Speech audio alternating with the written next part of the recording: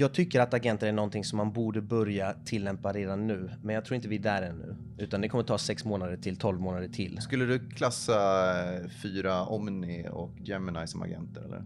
Alltså, för mig är en agent en slags automation, inte förmågan i själva modellen. Så om man föreställer sig, vad betyder medvetande eller consciousness? Det kan inte betyda något annat än att man är medveten om sina egna tankar. För det är det enda som finns i huvudet.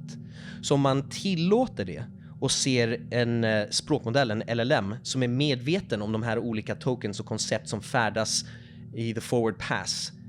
Varför skulle inte det kunna vara en form av medvetande? Vi tillåter att kycklingar är medvetande på ett visst sätt. Inte lika medvetna som vi är, men på kycklingnivå. LLM:er skulle kunna vara medvetna på sin nivå. Det är inte uppenbart vad målet för mänskligheten ska vara. Du vet, Elon Musk, hans mål är att ta sig till Mars och säkra mänsklighetens överlevnad. Ja. Det är inte uppenbart för mig att det är syftet med livet. Robert Luciani, Ja, det blir bra. välkommen hit. Tack. Du är här i egenskap av en AI-expert typ. Ja, men det stämmer. Ja. För att liksom rama in vem du är på typ några få minuter, liksom din bakgrund, din expertis. Yes. Take it off. Jag är amerikan egentligen, flyttade hit år 2000, så nu är jag kanske mest svensk egentligen. Men jag studerade datavetenskap på Chalmers i Göteborg. Och sen flyttade hit till Stockholm efter universitetet, arbetade på Microsoft i något år, eller i 5 år.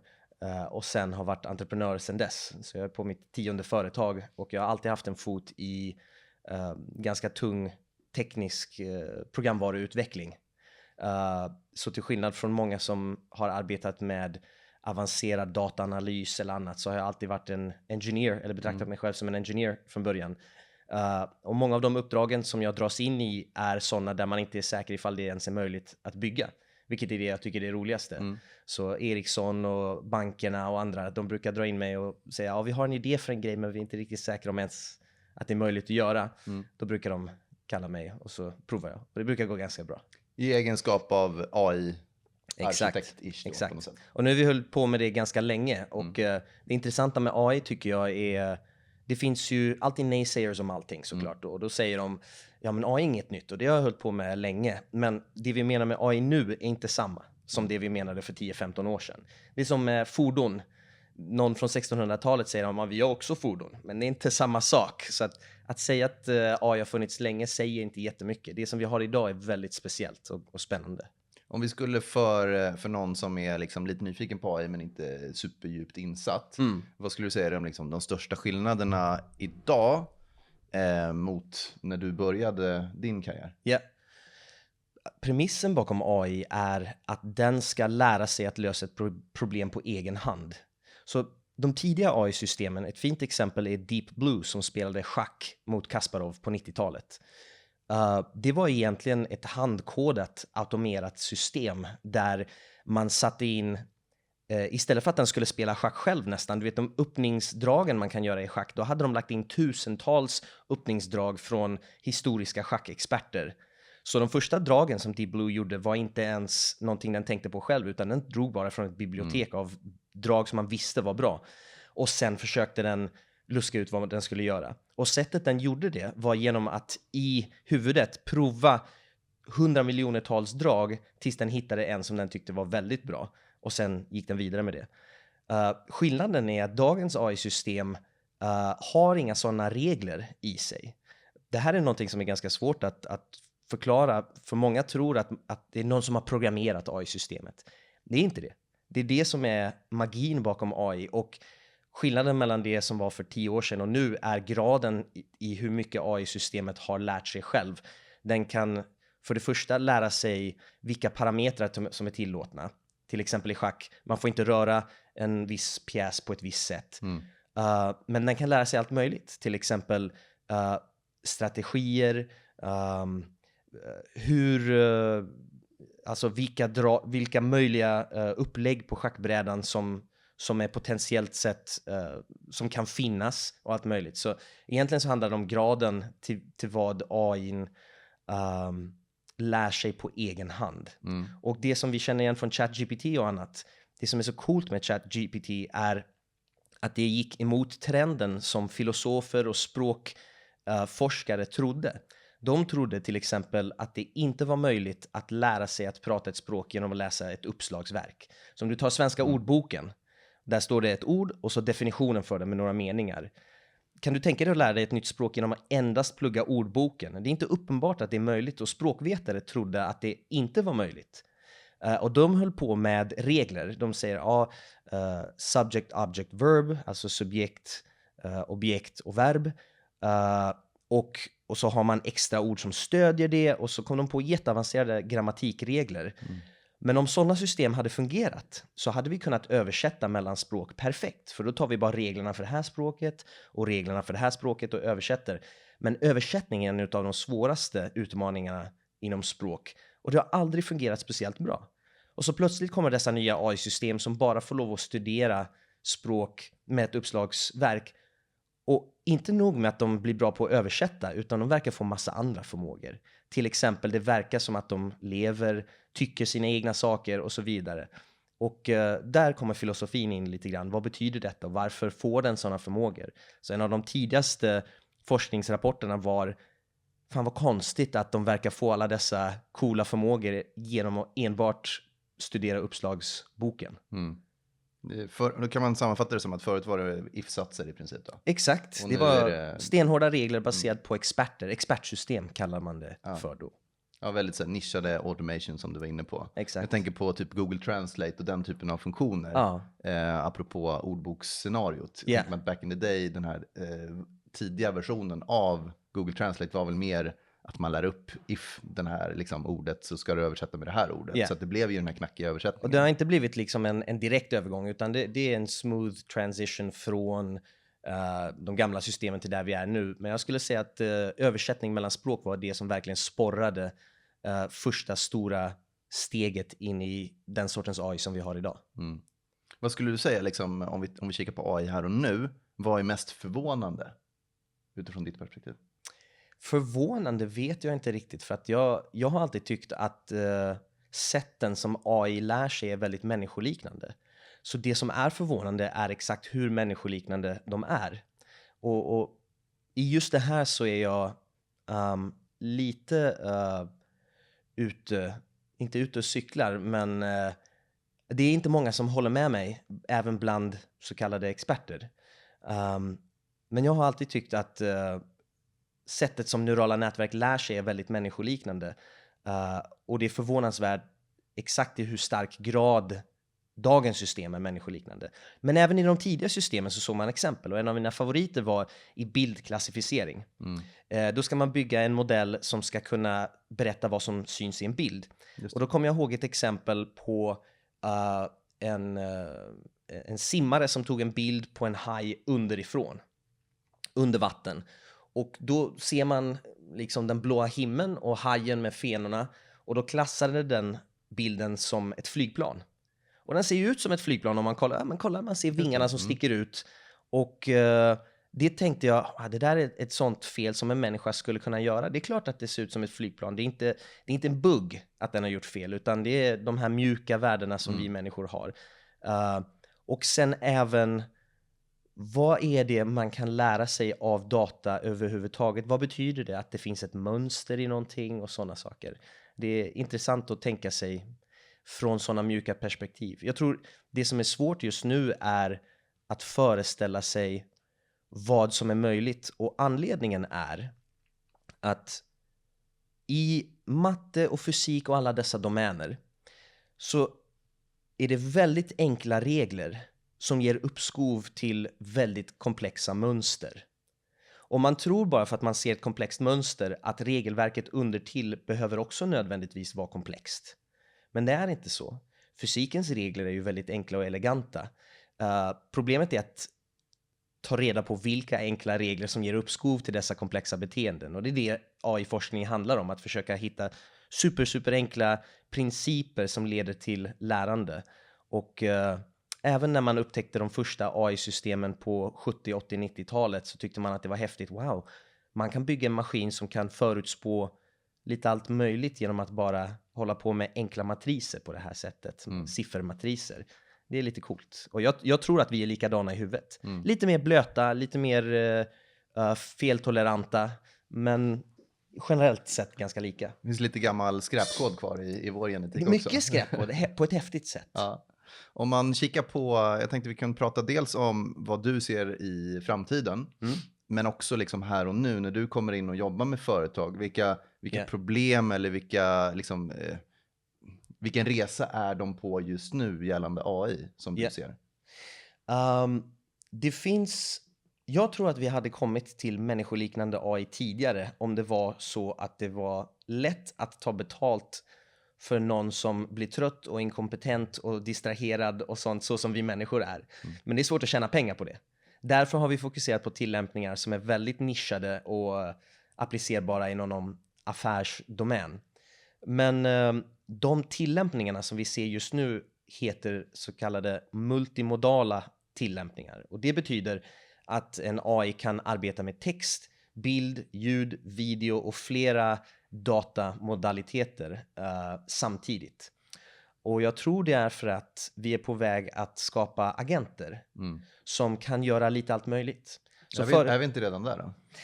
Vi är där nu. Problemet är en entreprenöriell utmaning. Jag var på en konferens nyligen där jag höll ett föredrag och pratade inför lärare.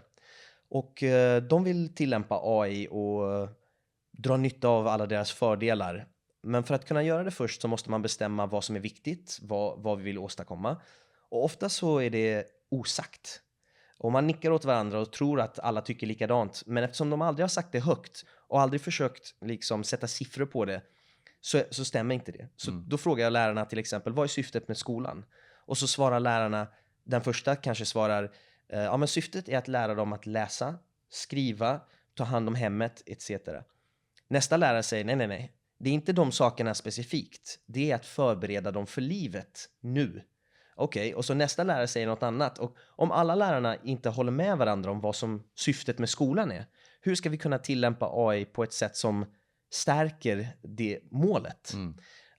Så just nu inom alla företag så finns det 2 stora utmaningar. Inom affärsutvecklarna eller affärsägarna så handlar det om att vara lite entreprenöriell och ha en väldigt tydlig vision för vilken process man vill stärka och göra mer effektiv. Och de har inte gjort den här övningen där de har sagt vad är det som egentligen är viktigt. Och det finns dessutom skillnaden mellan vad vdn tycker är viktigt, vilket är kanske att i år så ska vi frigöra frusen kapital samt maximera utdelningen. Medan de som är på marken så att säga kanske tycker men det viktigaste i år är att höja kundnöjdheten. Och de kanske alignar med varandra men inte nödvändigtvis. Så jag tror att den stora övningen just nu är en entreprenöriell övning där man borde aligna målen med företaget för att kunna tillämpa AI på ett häftigt sätt. För att det vi ser är alla de här givna tillämpningarna, till exempel customer support chatbot. Men du tjänar inga stora pengar på en customer support chatbot, utan du vill ju ha chatbotten tillämpad på någonting som faktiskt gör att företaget blir konkurrenskraftig. Sen i de tekniska teamen är det ju samma sak, för att det här är till skillnad från avancerad analys där man kanske försöker hitta lite mönster i data. Det här är lite som produktutveckling. Det innefattar software engineering-principer, alltså att ta hand om någonting som har buggar där man behöver kanske ha en livscykelanalys och så vidare. De flesta som bygger sådana här system har inte erfarenhet av att hantera stora enterprise mjukvaruprojekt. Och jag tror den bästa liknelsen är med internet när retailbutiker ville börja sälja online. Det räcker inte att kasta upp en hemsida med produktportfolion för att bli en e-commerce-bolag, utan du måste ha en e-commerce-strategi med multi-channel och hur ska marknadsföring skötas och så vidare. Så det är ett extra steg att tillämpa AI på ett visst sätt. Det är inte som att köpa in Office 365, så nu har vi AI.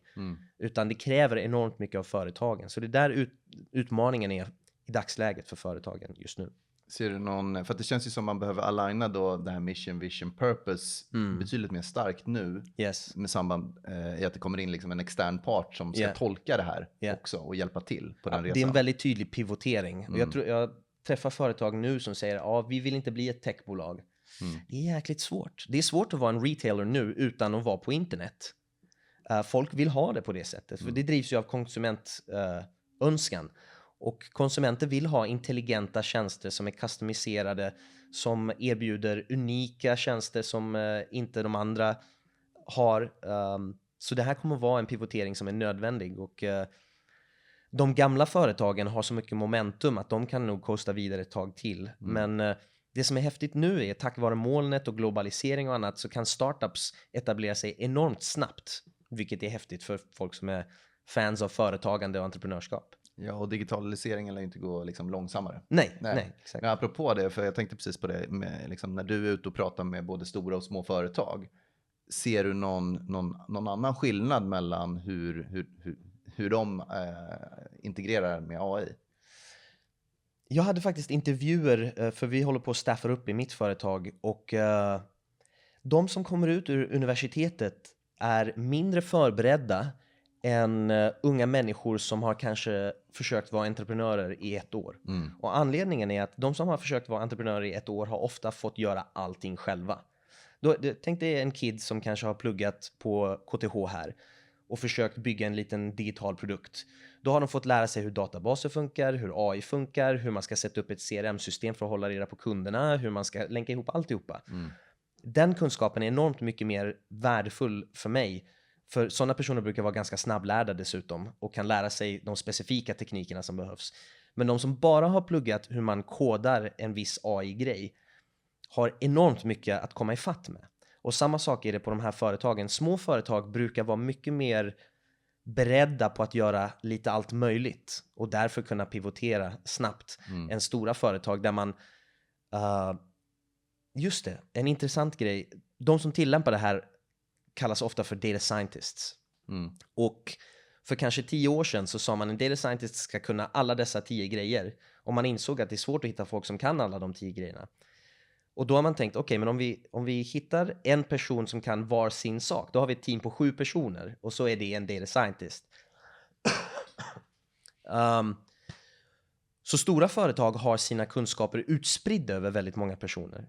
Och därför är det mycket svårare att få dem alignade och riktade åt samma håll. Så det är det som jag försöker hjälpa större företag med. Medan med mindre företag så är det faktiskt hands-on att komma igång. De vet redan vad de vill, alla är alignade. De behöver kanske bara lite expertkompetens inom någon viss teknisk grej. Min tolkning av det du säger är att det är fördelaktigt att vara generalist snarare än specialist i framtiden. Yes, och jag ska bara lägga till en caveat där, för att det är väldigt många som säger det. Ja, jag kan inget om teknik, jag är en generalist. När man är generalist, som jag anser att jag är, för att jag jämför till exempel, jag är ganska duktig på att programmera. Men jag jämför mig själv med John Carmack som programmerade Quake, och han är ju bäst i världen, eller Linus Torvalds. Det finns alltid någon som är bättre på en specifik specifik absolut. nisch. Så är det ju. Men jag är ganska bra på ganska många saker. Jag har gjort många balansräkningar, jag har kodat mycket, jag har gjort alla de här sakerna. Om man ska vara journalist så måste man vara duktig, halvduktig på alla dessa saker. Man kan inte bara vara kass på allting och kalla sig för journalist. Såklart, ja, men då är man en journalist, då är man ju ingenting. Yes, vad dålig. Exakt, precis. Så man får väl välja ett par passionsområden och nörda ner sig i och liksom gå ner där. Yes. Och det är samma sak precis apropå den entreprenöriella resan. Som du säger, i början när man startar har man alla hattar, sen tar man av sig hatt efter hatt. Yes. Och för att kunna delegera eller ta in ny personal och ge en hatt till så måste du veta, är det här en person som kan mer om mig för den här specifika rollen? Och för att kunna bedöma det så måste man ju åtminstone ha kunnat gjort det jobbet själv på någon nivå. Det är också en jättestor utmaning att bedöma vem som kan vad inom AI. Om du ska till exempel, låt oss säga att du vill börja med olympisk tyngdlyftning. Så kollar du på tränaren som du har tänkt anlita. Och så ser du att tränaren har enorma ådror på armarna, ser superfit ut och har liksom rätt utrustning från Eleiko eller något sånt där. Då tänker du, ja men det ser ganska legit ut, även om du inte kan någonting om tyngdlyftning. Men om du ser någon som ser ur form, har casual kläder på sig och har någonting som de har köpt på lokalbutiken, så kan du tänka, jag är inte helt säker den här personen vet vad de pratar om. Inom AI är det mycket svårare. För det är så lätt att kasta ut buzzwords. Folk som har varit med länge och läst många artiklar kan väldigt lätt lura vem som helst om att de kan mycket AI. Jag tycker en av mina starkaste förmågor är min förmåga att kunna bedöma hur lång tid någonting kommer att ta att tillämpa. Och det kan jag bara göra genom att jag vet hur svårt det är att bygga för att jag kan bygga det själv. Men det är väldigt svårt att förklara och få det där att synas. Det är någonting som jag arbetar på att försöka förklara vad skillnaden är på att anlita. Du som har renoverat hemma. If you think it's expensive to hire a pro, just wait till you hire amateurs. Exakt, och det gäller ju egentligen hela mjukvaruindustrin också. Yes. Ja, precis. Och kunden förväntar sig att nej, men det här är väl snabbt gjort. Yes, absolut. Okej, men ta det dubbla med 2 eller 3. Så bästa tipset är att ta någon som har referenser från exakt ett sånt projekt tidigare. Inte hur legit deras webbsida ser ut, inte vilka konferenser de pratar på, utan som en byggare för huset. Om du ser att de får 5-star reviews av alla sina tidigare likadana byggen, inte båtbyggen utan husbyggen, då vet du att de kan bygga hus på ett bra sätt. Och samma sak med AI. Att någon har jobbat med IT länge och är omtyckt är inte samma som att de kan faktiskt bygga ett tillämpat generativt AI-system nu. Vad skulle du då kvalificera som viktiga kunskaper att kika på hos en person för att kunna bedöma en nivå av AI? För att jag menar, alla jobbar ju på någon nivå med AI idag, sitter och slänger in någonting i ChatGPT och får tillbaka en respons. Liksom. I mina anställningsintervjuer så det är 2 saker som har verkligen stuckit ut som gemensamt för dem som är ovanligt duktiga. Man skulle kunna tro att en PhD inom maskinlärning är väldigt bra. Men det som faktiskt visar sig vara väldigt bra är om personen hänger på Reddit, 4chan, Hacker News samt leker med de här sakerna på fritiden eller har hobbyprojekt. Alltså en passion så som du beskrev. Det är en mycket starkare indikator. Att man är nere med kidsen. Ja, men alltså att man hänger med. Ja. Man kan inte hänga med genom att läsa på LinkedIn. Nej. Nej, det där kommer 2 år senare som ett uttryck i en fin post. Yes, exakt. 100%. Coolt, gällande företag då. Nu har jag ingen snygg följdfråga där. Så du får dricka lite kaffe. Yeah. Men jag tänkte om vi kikar på utvecklingsprojekt kring AI. Hur tror du framtiden kommer utveckla sig bara i närtid? 2024, 2025, 2026 gällande tools och modeller och agenter, för att det är agenter som vi står på tröskeln för nu väl?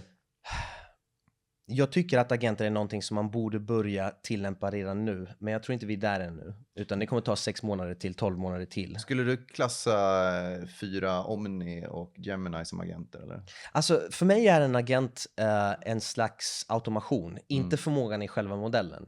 De modeller som du nämner nu är kapabla till det.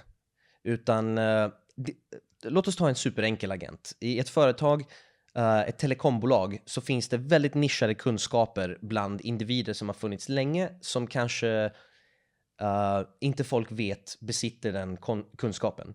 Till exempel en person som kan väldigt mycket om fiberoptiska nätverk. Så du är på ett telekombolag och du jobbar i ett projekt och du behöver ha ett auktoritärt svar på någonting om fibernätverken som företaget har för att kunna kanske planera någon budget eller något. Men vem på företaget kan det här? Då skulle du vilja släppa loss en agent som börjar fråga runt. Och sen kommer tillbaka efter 40 minuter. Jag har hittat personen, de sitter nere i källaren och i det här teamet och de kan det för de var med och byggde systemet här borta. Just det. Och kommer på med svar. Det där är en triviell agent att bygga. Och det är inte att... Det behöver man inte ens en avancerad language model för att kunna bygga. Men det är ett smörjmedel för organisationen för kommunikation internt. Men att komma på den idén, även om nu när jag berättar den så känns den väldigt given. Men det är klart att det där är användbart. Och lätt att formalisera på så sätt att man kan beskriva processen i hur den arbetar. Men förvånansvärt nog så är folk inte kreativa nog att komma på den tillämpningen. Det är därför jag säger att entreprenörskap är den stora utmaningen. Hur ska vi lära ut det där? Ett exempel som jag tycker om att ge är att ChatGPT har visat sig kunna göra massa saker som den inte har tränats på. Och det snyggaste exemplet är att den kan spela Minecraft väldigt väl. Den vet inte ens hur Minecraft ser ut, för den har aldrig sett en Minecraft-skärmdump.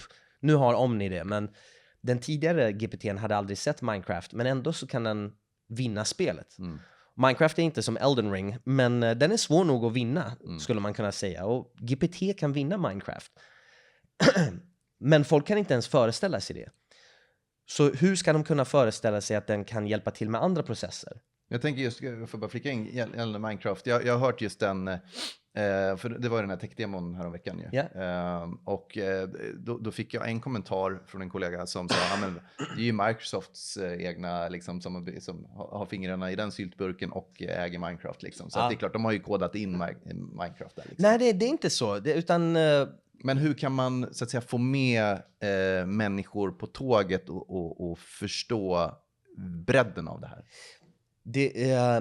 Det är lite grann som att fråga hur kan man förklara för folk att the grand unification theory of physics är compelling jämfört med någon annan del av... It's impossible. Ja. Glöm tekniken. Det börjar bli så pass avancerat nu att även folk som är tillämpade AI-människor inte riktigt hänger med på varför transformers, som är algoritmen bakom dagens AI-system, varför de är designade så som de är.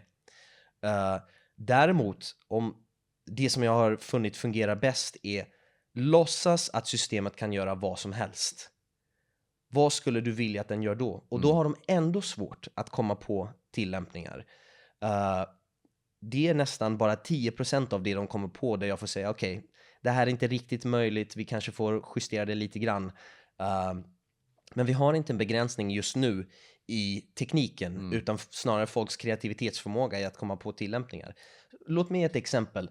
Inom sjukvården, alla tillämpningar som vi har sett inom AI är sånt som ingenjörer har kommit fram till läkare med och säger, men det här skulle väl vara coolt, eller hur? Och då kommer de och säger, ja men vi kan till exempel detektera cancer i den här röntgenbilden. Och läkarna bara, thanks, I guess. Men det är inte vad läkarna själva vet och tycker är viktigt. För om du föreställer dig patientens resa genom cancer, så är själva diagnostiseringen en supertunn del av en mångårig resa genom cancer.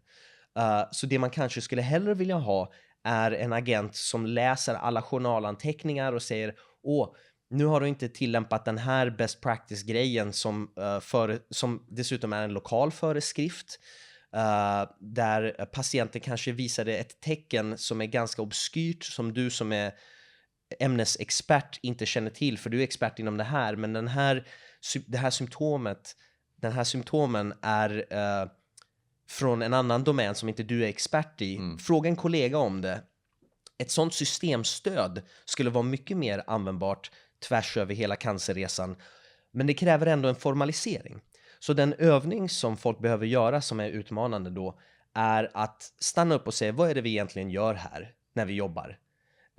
För alla, we're all just winging it. Vi hittar på och vi har en bra känsla för vad jobbet innebär, men vi har aldrig stannat upp och försökt sätta regler. Okej, mitt jobb egentligen handlar egentligen om att först fråga patienten följande frågor.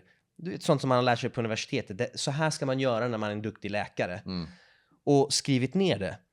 Och inte förrän man gör en sån övning som är specifik för ditt företag, för sättet du jobbar och för resultaten som är mätbara, kan man inte tillämpa AI-agenter på ett sätt som stödjer den processen. Och mätbarheten är en väldigt viktig del. Och det finns en annan intressant aspekt till det här. Om vi bygger en bot som kan läsa journaler och upplysa om till exempel, här har du missat ett steg med patienten som skulle potentiellt sett kunna vara bra. Så finns det följdeffekter av det. Till exempel, det visar sig att läkarna inte har tillräckligt med kunskap om diabetes. Då tycker HR plötsligt att det där är inte bra. För vi vill inte visa att vi inte är compliant. Vi vill inte behöva upskilla våra läkare etc. Visste du till exempel att piloter måste sätta om sig minst en gång om året för att få lov att flyga flygplan? Gissa hur ofta läkare behöver sätta om sig? Aldrig. Never. Du tar ditt examen så är du bra i 60 år. Och det är det med AI kommer ju accelerera liksom forskningsdata till den grad att liksom, som du var inne på diabetes, det vet ju liksom borta där du kommer ifrån i USA, så är det ju liksom, det är ju fortfarande om du går in i en mataffär att det är liksom fat free, fullt med socker på yoghurten. Absolut. Och det är ju en lobby och det finns en jargong som hänger med där. Så det finns makter som spelar mot varandra för att tillämpa AI på ett sätt som gagnar patienten. Det finns till exempel inom sjukvården någonting som heter teckenbaserad journalgranskning. Alltså enkla regler, och om du bara bockar av dem, och man har gjort det här manuellt, där man har slumpmässigt tagit journaler, kollat och bockat av de här reglerna och så, oj, här fanns ett fel. Se till att tillämpa den här regeln, så kan du minska vårdskador. Hade vi tillämpat det där med AI, vilket hade varit triviellt, så hade vi kunnat sänka vårdskador med 40-50% över 6 månader. Det är ju fenomenalt för patienten. Men kan du tänka dig att det finns krafter inom sjukvårdsmotorn som säger nej, det där vill vi inte ha? Det tar jobb då, eller? Det är allting från att För effektivisering inom vården och allt sånt där bör ju vara egentligen positivt. Så. Jag skulle inte säga att det tar jobb, utan det som... Ja, men det kan ju vara den framingen. Det som folk mäts på är inte att patienten ska må bäst. Man skulle tycka att det viktigaste i allting som vi lägger pengar i är att patienten ska må bäst. Och om du frågar någon individ så kommer de säga ja, det är klart att det är det som är viktigast. Men själva rollerna och motorn är inte uppsatt på det sättet. En HR-människa är inte mätt i sin lön och sin roll att patienten ska må bäst, utan det är att ta hand om läkarna på ett visst sätt. Så att om modellen plötsligt säger, ja, bara så du vet, Mr. HR-person, du har anlitat läkare som är helt incompliant, så ser inte det bra ut. Då vill ju inte HR ta del av det. Det kommer få dem att se dåliga ut, det kommer innebära massa mer jobb, etc. Läkarna älskar det. De yngsta som kommer rakt från universitetet, de gillar AI. De äldsta som är gamla nog att I don't give a fuck, jag gör vad jag vill nu, de älskar det. Och de som är i mitten, som ska vara auktoriteter inom domänen, de gillar inte AI. Så du har de yngsta, de absolut äldsta som inte bryr sig, de gillar AI, och de i mitten gillar inte AI. Ja, för de har jobbat i 20 år för att komma in i den här specifika nischen och ha den auktoriteten, och den blir undermined. Yes, de vill inte ha en AI som tittar över axeln. Men får jag bara flika in på diagnostiseringen? För att när jag frågade Perplexity, som ju är en AI-agentmodell som också går ut och söker på olika källor, om lite olika topics för vår diskussion, och bara vem är Robert Luciani? Och då fick jag ju lite intressanta vinklar från AI Framework, men också att du föreläser om kreativt hantverk i Hamburg. Vilket är någon annan. Ja, det är en annan person. Exakt, så att hur säkerställer man just när det kommer till, för jag menar inom läkemedels, liksom, eller vård, patientvård, så får det ju inte vara något error överhuvudtaget. För då tappar man ju helt, liksom. Det är samma som självkörande bilar, det är fortfarande inte släppt fullt ut, fast den har hållit på i typ 10-15 år med det. Ja, men vi kommer in i ett område där man får göra en övervägande om man ska vara utilitarian eller om man ska vara något annat. Där hade vi tillämpat självkörande bilar nu som lag att ingen människa får lov att köra, så hade vi sannolikt sänkt trafikskadorna, trafikolyckor med extremt mycket, men inte till 0 såklart. Nej. Och då är frågan, vem ska hamna i fängelse när någon gör fel? Och då tycker man, nej men bilen kan ju inte gå i fängelse, så det känns ju otillfredsställande. Så det är mycket bättre att man får känna den tillfredsställelsen av att sätta dit någon, än att vi räddar liv. Och det är samma inom sjukvården. Om man inte har 100% kontroll, det är väl en förlegad, vad ska man säga, vestige, alltså en gammal grej som vi har kvar från religion och liksom från gammal människohistoria, att rätta sättet att göra saker bättre är att ha ett straff för någon människa när de har gjort fel. Men för att svara på din fråga lite tekniskt, så finns det väldigt många best practices nu kring hur man stramar åt en LLM, en language model, till att ge de svar man vill. Och sättet man gör nu kallas för guardrails. Alltså att man har flera LLM:er som övervakar varandra. Så till exempel om du frågar läkarbotten för en dikt som pratar om diabetesmedicin, så ska den inte svara på den frågan. Och det funkar förvånansvärt bra. Men det knyter tillbaka till det som vi pratade om innan, om att dessa människor som bygger LLM-system är inte vana vid software engineering och life cycle principles, och ta säkerhet till exempel. Inom säkerhet, alltså IT-säkerhet, Så IT-säkerhetsexperter pratar inte om att nu är systemet skyddat, utan man pratar om så kallade attack surfaces och risk minimization.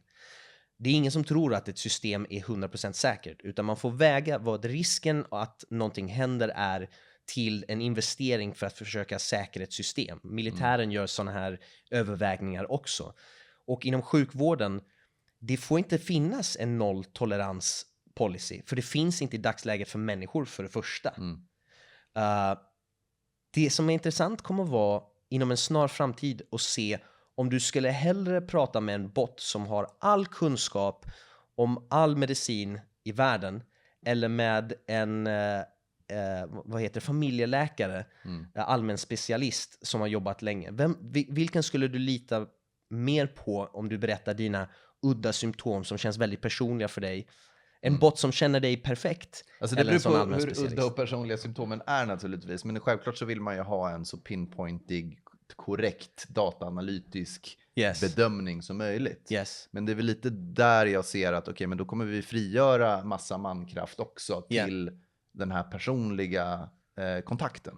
Det är väl den liksom symbiosen som jag ser som en optimistisk. Det är ju samma sak för mig som programmerare, men om man tar läkare först då till exempel, om en bot kan till exempel läsa i en journal och se, här finns det kanske någonting du bör titta på igen, så har vi inte tagit bort beslutsförmågan från läkaren, utan vi har stärkt den process som redan finns.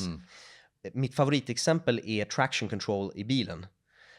Du är inte lika bra bilförare som du tror, trots att Porschen sitter och kör torque vectoring mellan bakhjulen. Du tror att du kan sätta den i sidled och sen glida iväg jättesnabbt. Men Porschen gör massa magi under till där för att se till att du håller hjulen liksom vid vägen. Samma sak ska dessa system stödja läkare i att göra det de redan gör bättre. Och i mitt fall till exempel, som är ganska duktig på programmering, så använder jag ändå en bot för att skriva min kod åt mig. Så då skriver jag till exempel en kommentar som säger den här funktionen ska göra si och så, jag vill ha den här inputen, den här outputen, jag ska använda den här algoritmen och det ska göra på det här sättet. Då skriver jag en kommentar och då skriver botten koden åt mig. Och då kan jag kolla på koden och säga ja, det var det jag tänkte. Och den sparar mig enormt mycket tid. Så då plötsligt kan jag skriva kod 3, 4, 5 gånger snabbare än vad jag vanligtvis hade gjort. Och då kan man antingen säga okej, men då behövs bara en Robert istället för 5 Robertar. Eller så kan man säga att de 5 robotar som finns är nu 5 gånger mer effektiva. Och det är samma sak med läkarna. Det skulle kunna vara så att vi behöver färre läkare, eller så betyder det att läkarna kan vara 5 gånger mer med patienten än vad de har kunnat tidigare, för att de har bara lekt med papper hela tiden. 100%. Och i ditt scenario där, då kan ju 5 robotar testa användarupplevelsen utifrån ett mänskligt perspektiv så mycket bättre, så att slutprodukten blir polished på en helt annan nivå. Det är dit man vill komma. Så det blir öka värdet på leveransen. Så men det är samma sak som på det här formatet. Jag matar ju in det här för en AI-transkribering. Sen blir den aldrig 100, eller den kommer ju bli förr eller senare. Men nu är den kanske 90-95. Ja, och det är en annan sak. Folk tror att AI måste vara helt perfekt innan den börjar vara nyttig. Men det behöver den inte. Nej, men det jag menar är att det här tar ju mig 3 minuter. Skulle jag skicka iväg det till en manuell bearbetning så skulle det ta flera timmars jobb. Exakt. Och visst, det kanske hade blivit lite bättre. Det kanske hade blivit några andra fel. För att det är bara att kolla på gamla typ Simpsons-avsnitt eller så på översättningen. Det är ju massa fel, manuella fel där också. Absolut. Men det är ju just den här hävstångseffekten som är intressant. Att inte bara, nu kan jag gå och bada i poolen för att mitt jobb är klart. Utan nu har jag frigjort halva dagen till lite mer high leverage activities. Så att jag kan liksom utveckla det här som du var inne på också. Kring mission och purpose och struktur och liksom, vart är vi på väg att bygga upp nästa steg. Jag tror att det som kommer vara intressant är vad folk söker sig till i termer av den tjänst som folk levererar. Just med läkare så är människokontakten väldigt viktig. Med advokater så är det inte det. Du anlitar inte en advokat för att du tycker de har en sån skön attityd, utan du vill bara ha rätt rådgivning. Så frågan är om en AI kan ge dig perfekt legal rådgivning. Skulle du då betala mer pengar för att kunna sitta bredvid någon dude i kostym som svettas lite grann här i en varm Stockholmskväll? Eller skulle du hellre betala 1/10 av priset för ett AI som kan ge dig precis lika bra råd? Eller nästan lika bra, om vi ändå antar att de inte är lika bra som en superduktig advokat. Och det är samma sak med bilder. Det var faktiskt nu för någon vecka sedan en liten ett uppror inom metal. Jag håller på med musik på fritiden och alla metalband vill ha ett coolt omslag för sitt album som inte finns nu längre. Men man släpper 12 låtar så vill man ha ett coolt omslag med dödskallar och någonting scary. Just det. Och tidigare så har det kostat 10 000 kronor att anlita en konstnär som ritar en dödskalle. Nu kan du generera tusentals sådana bilder och så bara wow, de här ser skitcoola ut och använder det. Och då tycker konstnärerna, ni tar vårt arbete ifrån oss. Men det är jävligt svårt att argumentera som konsument att den människokontakten som man kanske inte ens hade haft är värd 10 000. Och de konstnärer som faktiskt använder AI nu för att skapa ännu mer banbrytande och intressant och känsloväckande konst tillsammans med AI är de som har roligast och är mest uppmärksammade. Det är därför jag har väldigt lite sympati för de industrier just nu som är anti-AI, för att de skyddar inte konsumenterna eller konstnärerna som gör det för passionens skull, utan de skyddar skivbolagen och professionella människor. Status quo. Ja, men jag tycker inte att det är givet att en konstnär ska nödvändigtvis behöva kunna livnära sig på konst så som den har gjorts genom tiderna. Jag menar, genom tiderna, men det är väl ett hyggligt nytt fenomen också. Jag menar, musiker har ju kämpat fram till egentligen, jag tänker den här Brother Where Art Thou eran när de gick in i första liksom, studion och började distribuera musik via radion. Innan dess var det ju liksom traveling band som tjänar korvören. Ja. Och man har varit tvungen att vara superrik för att hyra in sig i en studio. Nu kan ju spela in hemma. Ja, men så att det är ju mer den här alltså skivbolagsstrukturen. Det är ju den som har genererat pengar. Det är ju en industri. Precis som egentligen alla andra industrier också. Att du har någonting som är en commodity och så försöker du skapa liksom en hierarki, en maktstruktur kring det där du kan tjäna mer pengar, mer leverage liksom. Ja, det är inte uppenbart för mig att att det är dem vi ska skydda i samhället. Jag menar, om du vill ha en porträttbild, så anlitar du inte en oljemålare längre, utan du tar en bild med en skitfin kamera och kanske en duktig fotograf. Och nu kanske inte det behövs heller. Men är det någon nu som gråter över att oljemålare inte har något jobb längre för att vi inte behöver dem för att göra porträttbilder? I don't think so. Det är som konsumentkameror som man hade med sig när man var ute och reste förut. Den marknaden är ju död. Så att, ja, så är det. Och jag tror lyckan som man får av att skapa konst, den är helt separat. Finaste exemplet som jag tror alla bör fatta är om du tycker om att sporta. Låt säga att du gillar fotboll. Faktum att Zlatan är bättre än dig på fotboll tar inte bort från ditt nöje av att spela. Det tar bort är din förmåga att kunna bli en professionell fotbollsspelare. Om inte du är lika duktig som de som spelar i ligan så kommer du inte kunna tjäna pengar på att spela fotboll. Men det säger ingenting om hur roligt du kan tycka det är att spela fotboll eller spela musik eller whatever. Det är jätteroligt att spela gitarr. Du behöver inte tjäna pengar på det. Och jag måste erkänna, jag spelar en viss väldigt pretentiös typ av metal. Vilka instrument kör du eller sjunger du? Eller vad? Jag var med i en rörelse där man spelar in allting hemma, så jag har lärt mig alla instrumenten för att kunna göra det på egen hand. Men jag är sångare i huvudsak. Och jag spelar i det som kallas för prog metal, progressiv metal, där man försöker ta de mest avancerade elementen från jazz och andra ställen och göra så nyskapande hybridgrejer som möjligt. Och då, fusion. Ja, exakt. Jazz fusion till exempel. Det här måste ju vara det svåraste för AI att göra. Pop kan man tänka sig, men det är ganska formelaktigt, det kan den göra. Men nu för några veckor sedan kom UDIO ut, en tjänst där man kan skriva in ord lite grann vad man vill och så kommer hela låtar ut med sång, instrument och texter och allting. Men den growlar inte än då? Den gör allting. Den gör det? Jag har bara lekt med den här Suno. Den är också ganska bra. Men den kan skriva solos som Alan Holdsworth med kromatiska grejer. Det mest pretentiösa du kan tänka dig. Och jag kände när jag hörde det bara, this is the end. Nu min gitarrist hade skapat en låt och skickat det till en kompis utan att säga att det var AI-genererat. Och kompisen sa, det här är det bästa du har någonsin skrivit. Skit. Ja, den är där nu alltså. Ja, det låter ju inte hi-fi.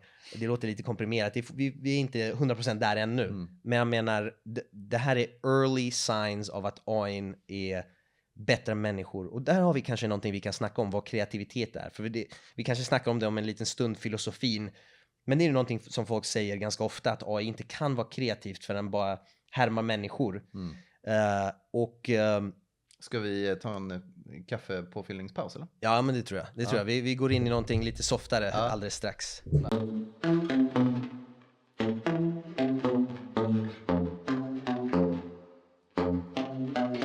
Kreativitet för kreativitetens skull tycker jag är en bra liksom, utgångspunkt. Yes. Jo, men vi snackade precis innan om att folk inte är kreativa nog från en entreprenöriell synvinkel. Och så snackade vi om att de här nya musik-AI:n är kreativa, i mitt tycke. Och jag har AI-expertvänner på LinkedIn som skriver att AI inte kan vara kreativ. Och även alltså riktiga AI-experter som jag tycker som uttalar sig om huruvida AI är kreativt, är levande, är whatever. Men dessa frågor har inga jättetydliga svar och då gäller det att definiera dem egentligen. Då sitter vi här och bestämmer vad menar vi när vi säger kreativt. Och jag tror att det finns vissa definitioner som är de enda som kan hålla. Så till exempel om man ställer sig frågan vad är musik för något? I mitt tycke så är musik en hobby som musikmänniskor håller på med. Vilket kan låta lite intetsägande. Men om man är för snäv och säger att musik har med harmoni att göra. Då kanske man tar bort stora områden av musik som är rytmiska. Eller musik som är avantgarde som John Cage som har tysta spår. Och samma sak med filosofi. Om man bara säger att filosofi ska vara logiskt och analytiskt. Då tar man bort filosofi när man sitter på puben. Eller österländsk filosofi som också är filosofi. Så när det gäller kreativitet så tror jag att folk gärna vill ge sig själv liksom a pat on the back och säga men vi människor har dessa magiska grejer som inte går att förklara med fysiken. Vi är utom fysikaliska, själsliga, magiska varelser. Det finns en secret sauce. Ja, precis som inte går att liksom sätta fingret på. För det känns så. Det känns väldigt speciellt i mitt huvud. Det blir nästan en religiös koppling där på något sätt. Verkligen. Att vi är above and beyond liksom. Jag skulle säga att Sverige är den mest sekulära kristna nationen som finns. Det är bara att vi inte tror på Jesus. Men resten tror vi på. Vi tror på karma och liksom massa konstiga grejer. Men okej, kreativitet. Jag tror kreativitet inte är så anmärkningsvärt utan det är erfarenhet och att kunna skapa prickar mellan olika erfarenheter och sen övning på det. Alltså man måste öva på kreativitet. Och ett fint exempel är folk inom metal som inte har studerat musikteori och inte lyssnat på väldigt många genrer som säger jag vill inte känna mig inlåst av konvention. Så jag vill göra det som känns naturligt. Och så skriver de allting i kyrkoskalorna ändå. Det är enormt svårt att skriva jazz fusion om inte du har studerat jazz fusion. Det är nästintill omöjligt. Det är få människor som har en sån intuitiv känsla för att de kan höra harmonierna liksom som om det vore en bild framför sig. Så den kreativitet som krävs för att improvisera jazz fusion kommer bara av att studera det. Och då tänker man, okej, men då är det inte studerande utan då sitter du där och lär dig. Men om du frågar en jazz fusion person som sitter och improviserar i en jam i en liten lokal här på Fasching här inne i stan. Sitter du bara och hittar på? Svaret är ja, men jag har övat som fan. Du tror inte att jag har suttit där och övat alla skalor som finns och hör vad min basist spelar och spelar beroende på vad den spelar och vi sitter och kommunicerar och det är därför det är extra roligt när man spelar med musiker man inte har träffat innan och hittar ett språk i musiken som man har gemensamt för att man båda två känner igen mönster som man båda har sett i andra sammanhang och så klickar. Allt det där är roligt. Men det är inte som att man drar ut något ur intet som inte finns utan det här är ju mönster som vi båda två känner igen sen innan och sen klickar i och det är liksom roligt. Det är ungefär som när du och jag träffas så säger du gillar du också den här tv-serien Sweet Fist Bump? Fast utan att använda ord och det är det som är väldigt tillfredsställande. Men det är ju baserat på att ni har då liksom tränat i 1000 timmar, 10 000 timmar. Exakt. Och har den och jag menar en AI-modell lär sig de här 1000 timmarna på 5 minuter. Det är det som är skillnaden. Och det visar sig att AI kan vara mycket mer kreativ än människor i många domäner. Och det finaste exemplet är inom spel. Så i Go, som är schackliknande för några år sedan, har du sett när AlphaGo spelade Go mot österländska eller koreanska? Jag har inte sett, men jag har hört den storyn. Ja, men den var ganska sjuk att kolla på live för att de har kommentatorer och du vet, det kan vara 20 minuter, en timma mellan varje drag. Och kommentatorerna är som spanska fotbollskommentatorer. De Okay. får det låta spännande trots att det är ingenting som händer. Men det finns vedertagna och etablerade strategier för hur man ska spela. Och i en utav matcherna så gjorde AI ett move som folk sa, oj, nej, nu var det en bugg. Nu gjorde den någonting jävligt konstigt. Och då gick man till ingenjörerna och kollade, är det någonting som har hänt som är fel? Och det som var speciellt med den här modellen var att den var tränad på att göra ett drag som maximerar chansen på att man vinner matchen. Istället för att göra ett drag som kanske maximerar att man har kontroll över en viss del av kartan. Och det är ganska intressant, det här knyter tillbaka till de här enkla reglerna. En liten skillnad i vad målet är ändrar helt vad modellen, hur den betraktar saker. Alltså skillnaden på att träna modellen på att göra ett bra drag versus att träna den på att göra ett drag som maximerar likelihood av att vinna gör att modellen agerar olika. Så en sån enkel skillnad ger uppskov till ett väldigt komplext beteende som är svår att förutspå. Okej, men då är den här modellen extremt mäktig och den är ganska känslokall då. Till exempel, den behöver inte vinna överlägset så som vi människor känner, utan om den vinner med 2%, a win's a win. Så det är redan ganska coolt. Men då hade modellen tänkt, ja men nu har mina chanser ökat från 50 till 63%. Jag är ganska nöjd med det här draget. Så ingenjörerna sa, nej, modellen den funkar som den ska. Den tror att det är ett bra drag, låt den spela. Och så visade det sig att den vann den matchen. Och när analytikerna gick tillbaka så sa de att det var det draget som ledde till att den fick kontroll över spelbrädan på rätt sätt. Och de kallade den för the God move efteråt. Och den låste upp ett helt nytt sätt att spela Go som ingen någonsin hade föreställt sig innan var ett legitimt sätt att försöka angripa spelbrädan. Det ansågs vara enormt kreativt. Är det någonting som andra Go-spelare har anammat efter det, eller är det fortfarande för komplext? Det var inte komplext, det var bara otänkbart. Ja. Jag kan ta en liknelse inom musik som är svår att ta till sig.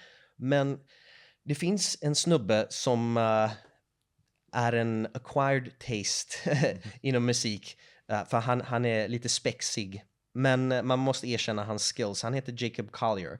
Och han har myntat ett uttryck som kallas för negativ harmoni. Vilket är, vi känner igen vissa mönster inom musiken. Till exempel ba, ba, ba. Och så vet man att näst kommer ba. Och så går det tillbaka ba.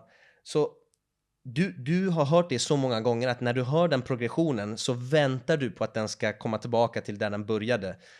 Happy Birthday till exempel och andra liknande låtar. Han menar att om du gör samma typ av hopp fast åt andra hållet, baklänges ifrån, så blir det samma symmetri.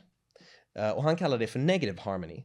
Och den typen av symmetri baklänges finns inte beskrivet i musikteoriböckerna. Men för sådana som har tränade öron för symmetri och harmoni så hör man, yeah, that works. I can totally see, jag kan helt se varför det funkar med låten trots att det inte följer reglerna. Och samma sak är det med AI. Den kan se sådana mönster som inte vi har föreställt oss innan och vara superkreativ. Men jag anser att det är kreativitet. Hur kan den också bedöma om det är bra? Well, eller är det upp till jag tror så att säga? Det är nog... För den spottar ju inte ut något som är skit oftast. Det kanske är lägre kvalitet eller lägre nivå eller hög, alltså man kan överraskas. Men... Allting handlar om vad AI tränas på. Och det som är den stora inriktningen, en av de stora inriktningar inom AI-forskning just nu är hur ska vi ge den riktigt bra mål? AlphaGo som spelade Go var tränad på ett sätt som var unikt på den tiden som kallades för reinforcement learning, vilket var att den spelade spel mot sig själv. Först så tränades den på historiskt... Exakt! Först så tränades den på spel av experter. Och sen efter ett tag så blev den inte bättre. Och då började den spela matcher mot sig själv och försökte vinna mot sig själv i miljontals matcher.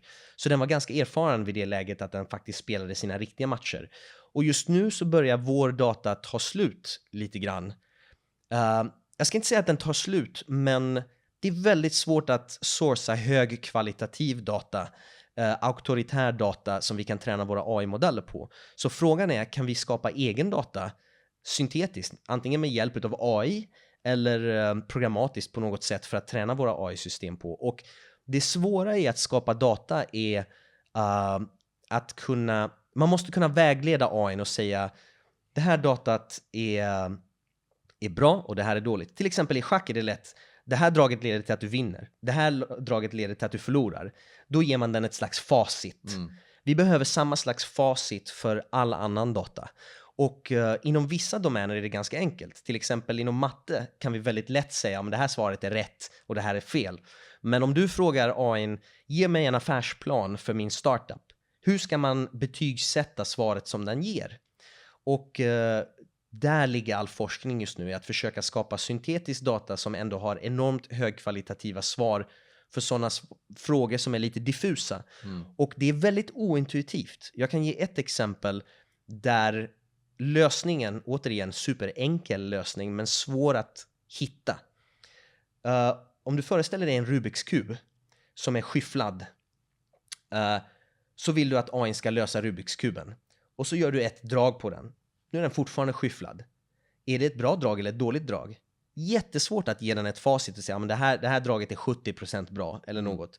Så det tog ganska lång tid att bygga ett AI som kunde lösa Rubiks kuber, tills man insåg, okej, vi skulle kunna skapa ett facit genom att börja med en Rubiks kub som är löst och sen skyffla den. Då har vi en roadmap tillbaka till den lösta läget. Sen finns det en häftig matematisk utmaning här, vilket är att låt oss säga att du börjar med en löst Rubiks kub och skyfflar den 20 gånger så du har ett facit tillbaka. Det är inte nödvändigtvis så att bästa sättet att lösa kuben då är samma väg tillbaka, utan det finns kanske ett annat sätt att lösa den skyfflade kuben som är ännu snabbare. Men man tränade ett AI på det här facit och den lärde sig faktiskt att lösa kuber supersnabbt och lärde sig även de här snabbare vägarna tillbaka. Så ett väldigt enkelt sätt att skapa facit för AI möjliggjorde att man kunde skapa syntetisk data för att den skulle kunna lära sig att lösa Rubiks kuber. Just nu behöver vi göra samma sak för mänsklig data så att den kan hjälpa oss att, i sjukvård, affärsplanering eller whatever, skapa sån syntetisk data. Och samma sak inom musik och alla andra ställen. Så anledningen till att vi inte tar slut på mänsklig data just nu är att vi har hämtat all text som finns på internet. Microsoft har mycket forskning just nu där de har försökt kurera det datasättet till ett mycket, mycket mindre datasätt och visat att man kan få modeller som är precis lika bra som de som är tränade på stor data genom att se till att det som de tränas på är bara superhög kvalitativ, till exempel universitetsböcker och sånt där. Och det verkar funka ganska bra. Men nästa steg är att man tränar den på bild och ljud och allt annat också. Så här kommer vi in i lite tekniska aspekter. En sak som är ganska häftig med moderna modeller är, som var det stora framsteget, är hur man låter den representera saker i sitt sinne. Det finns saker som kallas för tokens, som är egentligen platshållare för koncept. Du kan ha en token som står för ett koncept, och vi har ett ord för det konceptet. Äpple. Vad är äpple kopplat till för andra koncept? Den är kopplad till frukt, grönt, sött och vapen. Ja, äpple är inte så bra vapen. Så kopplingen från äpple till vapen är mycket svagare än kopplingen från äpple till frukt. Och då har du en stor graf av massa koncept som är kopplade till ordet äpple. Det finns andra koncept i AI som vi inte har mänskliga ord för, som den har byggt själv genom träning och tycker om det här konceptet är användbart. Det spelar ingen roll om det finns ett ord för det eller inte. Men om du introducerar bilder så att du har både ordet äpple och en bild på ett äpple, då kommer den här bilden kopplas till det här konceptet så att varje gång, och den kommer stärkas så att den interna grafen som AI har av alla dessa jordsliga och mänskliga koncept blir ännu mer raffinerat och fint. Så när vi tränar ett AI på flera saker så märker vi att den blir bättre. Och första tecknet vi fick för det här var när vi skulle träna AI på att översätta mellan språk. Så låt oss säga att du tränar ett AI på att översätta mellan svenska och engelska. Och den får ett score på 70%. Det vill säga, den får rätt på 70% men det är ganska fel på 30%. Om du tränar den modellen på spanska så blir den bättre på att översätta mellan svenska och engelska. Är inte det konstigt? Inte så konstigt om man har barn som är flerspråkiga. Man vet att barn som är flerspråkiga är mer kreativa med språken. Så det är ändå lite naturligt. Triangulering-effekt. Ja, liksom, alltså om man blir bättre på språk allmänt Ja. så blir man bättre på 2 språk. Även om inte det extra träningsdatat är på de 2 språken. Likaså om man tränar en modell på språk och ger den bilder att studera.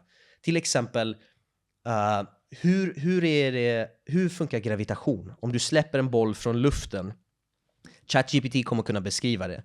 Den kommer säga, if you hold the ball and you let it go, om du släpper bollen så kommer den accelerera med 9,82 meter per sekund mot jorden. Du kommer kunna fånga den efter så här lång tid. Den kommer färdas i den här riktningen, bla bla bla. Trots att den aldrig har sett en boll med ögon. Men om du ger en video att studera så kommer den ha en ännu bättre förståelse av vad det innebär. Och här kan vi komma in på filosofi. Jag har ett konstprojekt som är lite på paus, men vi kanske återupplivar den. Men jag har med en man som är blind. Och han är känd för att kunna göra så kallad echolocation. Det vill säga han kan ta sig runt i rum och cykla på stan och alltihopa trots att han är blind, eftersom han kan höra var saker ligger. Han har aldrig sett en solnedgång. Han har varit blind hela livet. Men likaså så är han ganska familjär med hur en solnedgång känns, när den händer på dygnet, vad den innebär, att fåglarna kvittrar annorlunda, att det börjar bli svalare, allting, hur det känns på huden. Och vi skulle inte förminska den personens upplevelse av en solnedgång och säga, ja, för det första, du vet inte alls vad du pratar om. Det där är inte en solnedgång. Det enda som gäller är att du ser den orangea bollen. Resten spelar ingen roll. Och för det andra så är du inte människa. För att din upplevelse är inte lik min. För det här är en fullbordad mänsklig upplevelse av solnedgången. Och den har inte du. Och därför är du inte människa. Och därför kan vi göra vad vi vill med dig. För att med icke-människor kan vi... Där är allt tillåtet. Och det har vi sett historiskt dessutom. Om vi bara betraktar folk som icke-människor för att de har fel kön eller fel hudfärg, då är allt tillåtet. Men det är samma sak med AI nu. AI har en väldigt unik perspektiv som inte är mänskligt. Och att bara kasta bort det för att den inte är exakt så som våran säger ingenting och inte hjälpsamt. Så du märker hur man kommer väldigt snabbt in i filosofi här. Det är liksom en hobby på LinkedIn som inte är så materiellt till tillämpningen av AI eller något sådant. Men också, det är lite counterculture just nu. Folk vill känna sig viktiga och tro att AI är bara en dum maskin. Men det är inte. Den är modellerad efter oss. Det är därför den är så kuslig. Ja, men jag tycker just när du nämnde de här olika neural pathways egentligen alltså det är ju samma sak som i en mänsklig hjärna och så som vi själva lär oss saker som barn, fast på ett annat sätt med andra typer av beståndsdelar som vi kanske inte riktigt kan graspa. Det är väldigt mystiskt för oss och jag tror jag har en idé om varför det känns mystiskt för oss. Men det är kul när man studerar hur hjärnan är uppbyggd och hur likt det är AI. Visste du till exempel att det finns vissa neuroner i väldigt låga nivåer utav vår ryggrad som har encodat frekvenser? Alltså delen av vår hjärna som är ganska lik krokodiler. Och den har encodat frekvenser så att om du bara mäter av dem så sitter de och skickar ut signaler med en viss puls och så vidare. Den pulsen används när vi går till exempel. För att vi ska kunna gå utan att tänka på det allt för mycket. Någon typ av takt. Någon takt, exakt. Det är en puls för hjärtat, det är en puls för gång och allting. Och det här är instinkter.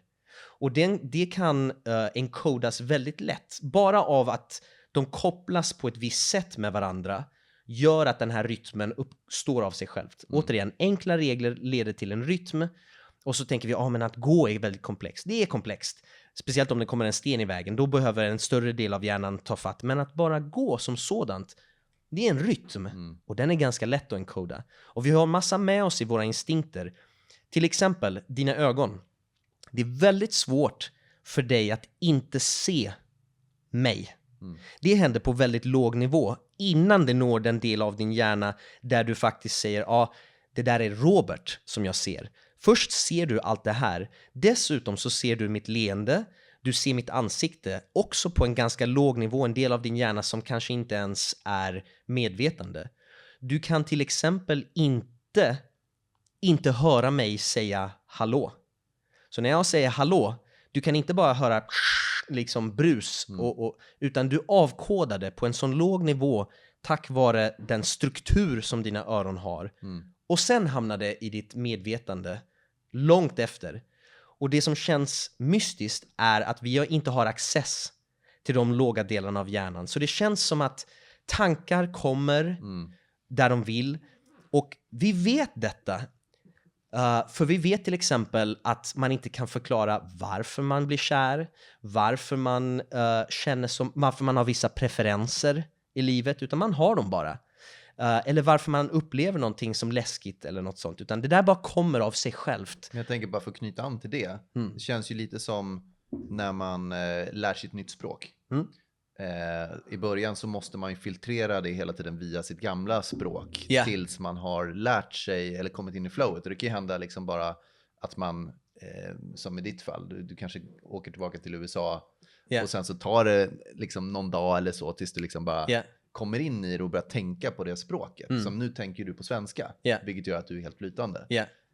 När du kommer till USA kan jag tänka mig att första dagen så pratar du lite svensk-ish liksom. Och sen så, så kopplar man direkt dit istället. Jo, men vuxna är ganska dåliga på att lära sig nya språk på grund av att man lär sig dem i termer av högnivåskoncept.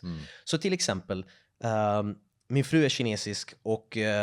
Så jag pratar ganska mycket med folk från Kina och de är övertygade om att bokstaven R inte finns i Kina. Och vissa tror till och med att det är någonting med deras tunga som gör att de inte kan forma det ljudet.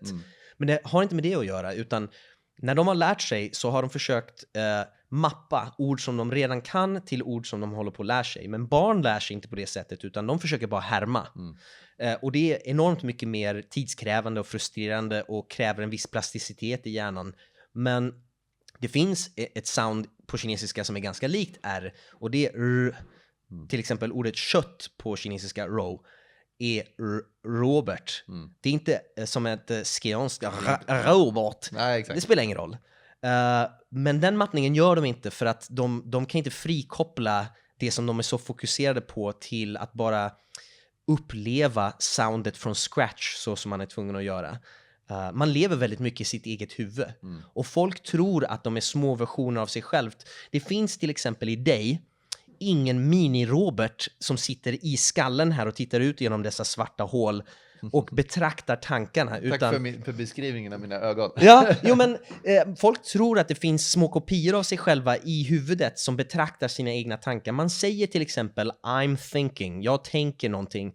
Men det är inte ett extra du som sitter och tänker, utan det enda som finns i huvudet är tankar. Det blir väldigt meditativt här på något sätt. Det är ganska zen. Mindfulness. Okej, så du har mindfulness, och då menar jag mindfulness i liksom zen-bemärkelsen, inte typ blommor-bemärkelsen. Ja, och men se sig själv utifrån perspektiv. Yes. Så om man föreställer sig, vad betyder medvetande eller consciousness? Det kan inte betyda något annat än att man är medveten om sina egna tankar. För det är det enda som finns i huvudet. Så om man tillåter det och ser en språkmodell, en LLM, som är medveten om de här olika tokens och koncept som färdas i the forward pass. Varför skulle inte det kunna vara en form av medvetande? Vi tillåter att kycklingar är medvetande på ett visst sätt. Inte lika medvetna som vi är, men på kycklingnivå. LLM:er skulle kunna vara medvetna på sin nivå. Och jag tror att folk har något emot det på grund av att det inte är självmatande. Men jag tycker just den complexityn att vi bygger nu någonting som är mer intelligent rent liksom datamässigt än oss själva. Som blir liksom the warden of intelligence framgent här liksom. Men sen precis som du säger, medvetenheten liksom alltså den uppfattar vi ju fortfarande är betydligt mycket lägre än oss, apropå magin och the secret sauce och så vidare i den här mänskliga farkosten. Jag är inte säker. Alltså jag tror den stora begränsningen i språkmodeller just nu är att de är byggda på ett sätt att du matar in data, den skjuts fram genom 30 lager eller 100 lager och sen så kommer svaret ut. Och vissa frågor kräver mer än 30 steg av tanke för att komma på rätt svar. Till exempel om du läser inte Shakespeare utan Sherlock Holmes. Och nästa ord du säger ska vara vem mördaren är. Då måste du tänka genom allt bevisning, allt du har läst och så ska du säga and the killer is... det kanske tar mer än 33 steg och sättet som modellerna är byggda nu tillåter inte att de får lov att tänka till extra innan de svarar. Men det är de här guardrailsen egentligen väl? Men det är ett väldigt crude, alltså ett väldigt grovkornigt sätt att göra det. Det vi gör nu är att vi gör någonting som kallas för chain of thought, alltså att modellen svarar och så får en annan modell kolla på svaret och svara om. Men det man skulle vilja är att modellen får lov att bara tänka för sig självt länge. Tills den har kanske nått någon nivå och säger men jag är ganska säker på mitt svar och sen svarar den. Så jag tror att forskningen kommande 2-3 åren kommer handla om att den ska ha ett litet arbetsminne. Och det coola med alla dessa komponenter är att det är inga regelverk utan alla dessa saker behöver sättas upp på ett sätt så att de tränas automatiskt på så sätt som AI ska göras. Sättet vi gör det nu med guardrails och chain of thought är att vi skriver regler. Titta på ditt eget svar, läs om den är så här, gör så här. Men vi vill inte ha regler. Hela premissen bakom AI är att den ska lära sig att göra allt sånt där själv. Så jag skulle vilja till exempel se ett AI som tittar på en fråga och har kanske en extra komponent vars enda uppgift är att bedöma hur svår är den här frågan. Måste jag tillåta mig själv att tänka extra innan jag svarar och så vidare. Men jag tror att vi kommer få sådana arkitekturer de närmsta 2-3 åren. Det blir som egentligen att bygga liksom ett politiskt system eller någonting på något sätt. Eller liksom en governance, att du har checks and balances, du har det är det vi har i hjärnan. Liksom. Du har säkert hört att människor har, in the prefrontal cortex så har vi en riskbenägenhetskomponent som så här överröstar delar av hjärnan som har tvångstankar och så vidare. Ja, men du har ju reptilen som kommer direkt och bara skrika ut någonting och sen så har det vi har ju också en sån liten society of mind i huvudet. Exakt. Så något sånt skulle man behöva bygga åt AI. Om målet är att... Kan den bygga det själv? Kan den komma dit själv? Eller behöver vi skapa den strukturen? Jag tror just nu så är det lite... Modellerna är inte riktigt avancerade nog att kunna göra det själv. För då blir det ju mer att vi skapar olika... som du säger, agenter eller liksom, kognitiv liksom verktyg som pratar och kommunicerar och bedömer och hjälper varandra mot ett mål eller ett resultat. Men det är ju ett steg på vägen mot att den liksom gör hela den processen själv, känns det som. I vissa avseenden så är modeller som till exempel GPT-4 Omni mer kapabla än människor, till exempel inom theory of mind. Så theory of mind är en ganska bra proxy för intelligens. Att jag kan föreställa mig vad du tänker är nivå 1, alltså first order theory of mind. Att jag kan föreställa mig vad du tror jag tänker är en second order theory of mind. Och det är ganska bra om jag ska försöka manipulera min omgivning och få det att tycka om mig eller whatever. En assumption. Liksom. Ja, men att jag ska kunna föreställa mig hur jag uppfattas av dig. Och det finns minskande vinst av att vara mer intelligent. Det vill säga, om jag vet vad du vet, att jag vet vad du vet, vad jag vet. Det börjar bli mindre användbart att kunna gå 6 steg eller 7 steg. Men det är så den här AlphaGo tänker. Typ. Yes. Men det är därför folk som har 160 plus IQ gynnas inte mer av den superintelligensen oftast, utan det krävs tillämpning i vissa. Det är lite grann som atletisk förmåga. Bara för att du är superatletisk, du måste ändå tillämpa det inom någon sport för att faktiskt få nytta av det. Men jag skulle säga att dagens LLM:er är kanske smarta som en 13-15-åring. Och det krävs mer än en 13-15-åring för att bygga framtidens AI-modeller. Så vi kan inte använda dem i dagsläget för att bygga dessa system som vi önskar oss. Vi behöver hjälpa till lite på vägen. Vi behöver fortfarande hjälpa till lite på vägen. Men jag tror inte vi är långt ifrån. Men jag tänkte apropå, liksom, vi pratade om musik, vi pratade om kreativa uttryck, vi pratade om språk och R på kinesiska och så vidare och skånska. Människans hjärna, vi förstår ju fortfarande inte riktigt hur den funkar. Och när det kommer till ett uttryck, ett kreativt uttryck eller en artikulering av en thought eller dylikt, liksom en tanke, så är ju det vårt sätt att försöka konkretisera en tanke. Och tanken i sig består ju av andra pusselbitar egentligen än vad vi överhuvudtaget... Alltså det är inte samma sak som kommer ut som det jag tänker i grunden. Sen har ju vi byggt upp den nervbanan så pass effektivt ändå att vi kan kommunicera. Men jag tycker det är ändå intressant just det här med att din kinesiska fru där påstår sig inte kunna uttala R. Rent fysiologiskt är det ju möjligt. Absolut. Men det är liksom den tanken till det uttrycket gör inte den kopplingen liksom, på ett sätt. på grund av hennes uppväxt.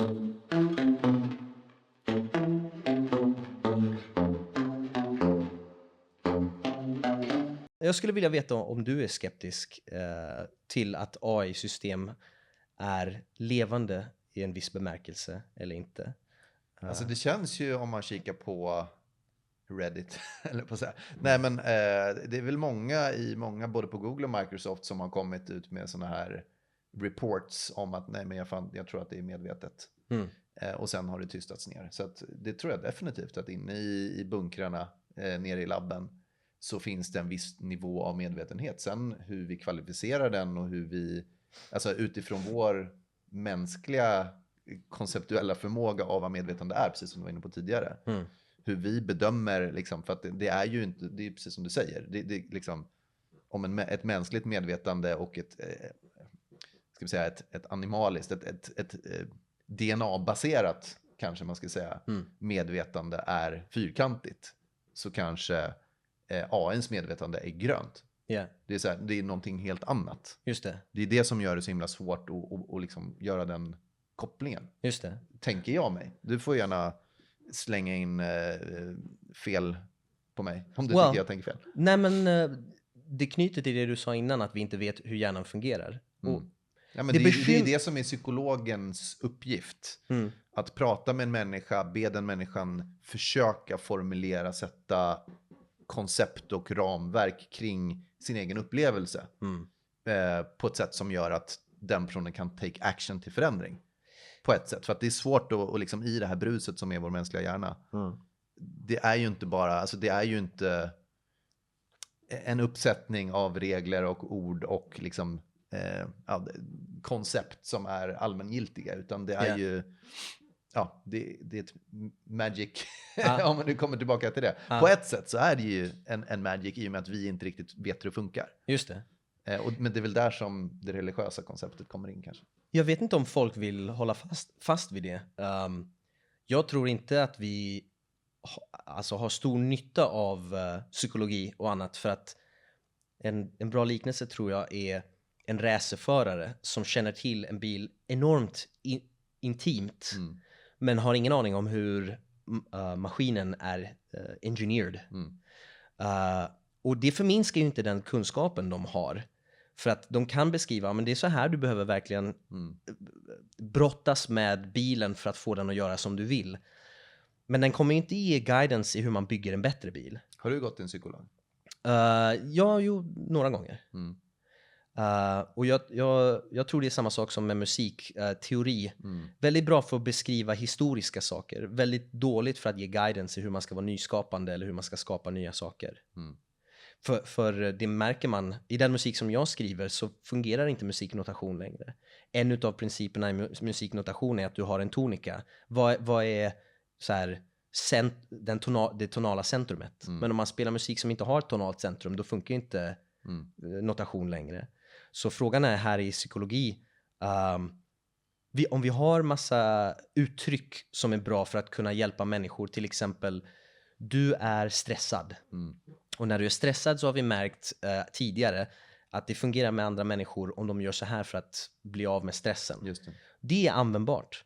Men det hjälper inte att förklara vad stress är för något. Och man kan ju hitta på, och det är hjälpsamt. Men det är inte vetenskapligt att säga men stress är exakt detta. Men jag tror det mer kan vara på en individnivå i ett sånt scenario. Att varför känner du på det här sättet när du inte bör känna så?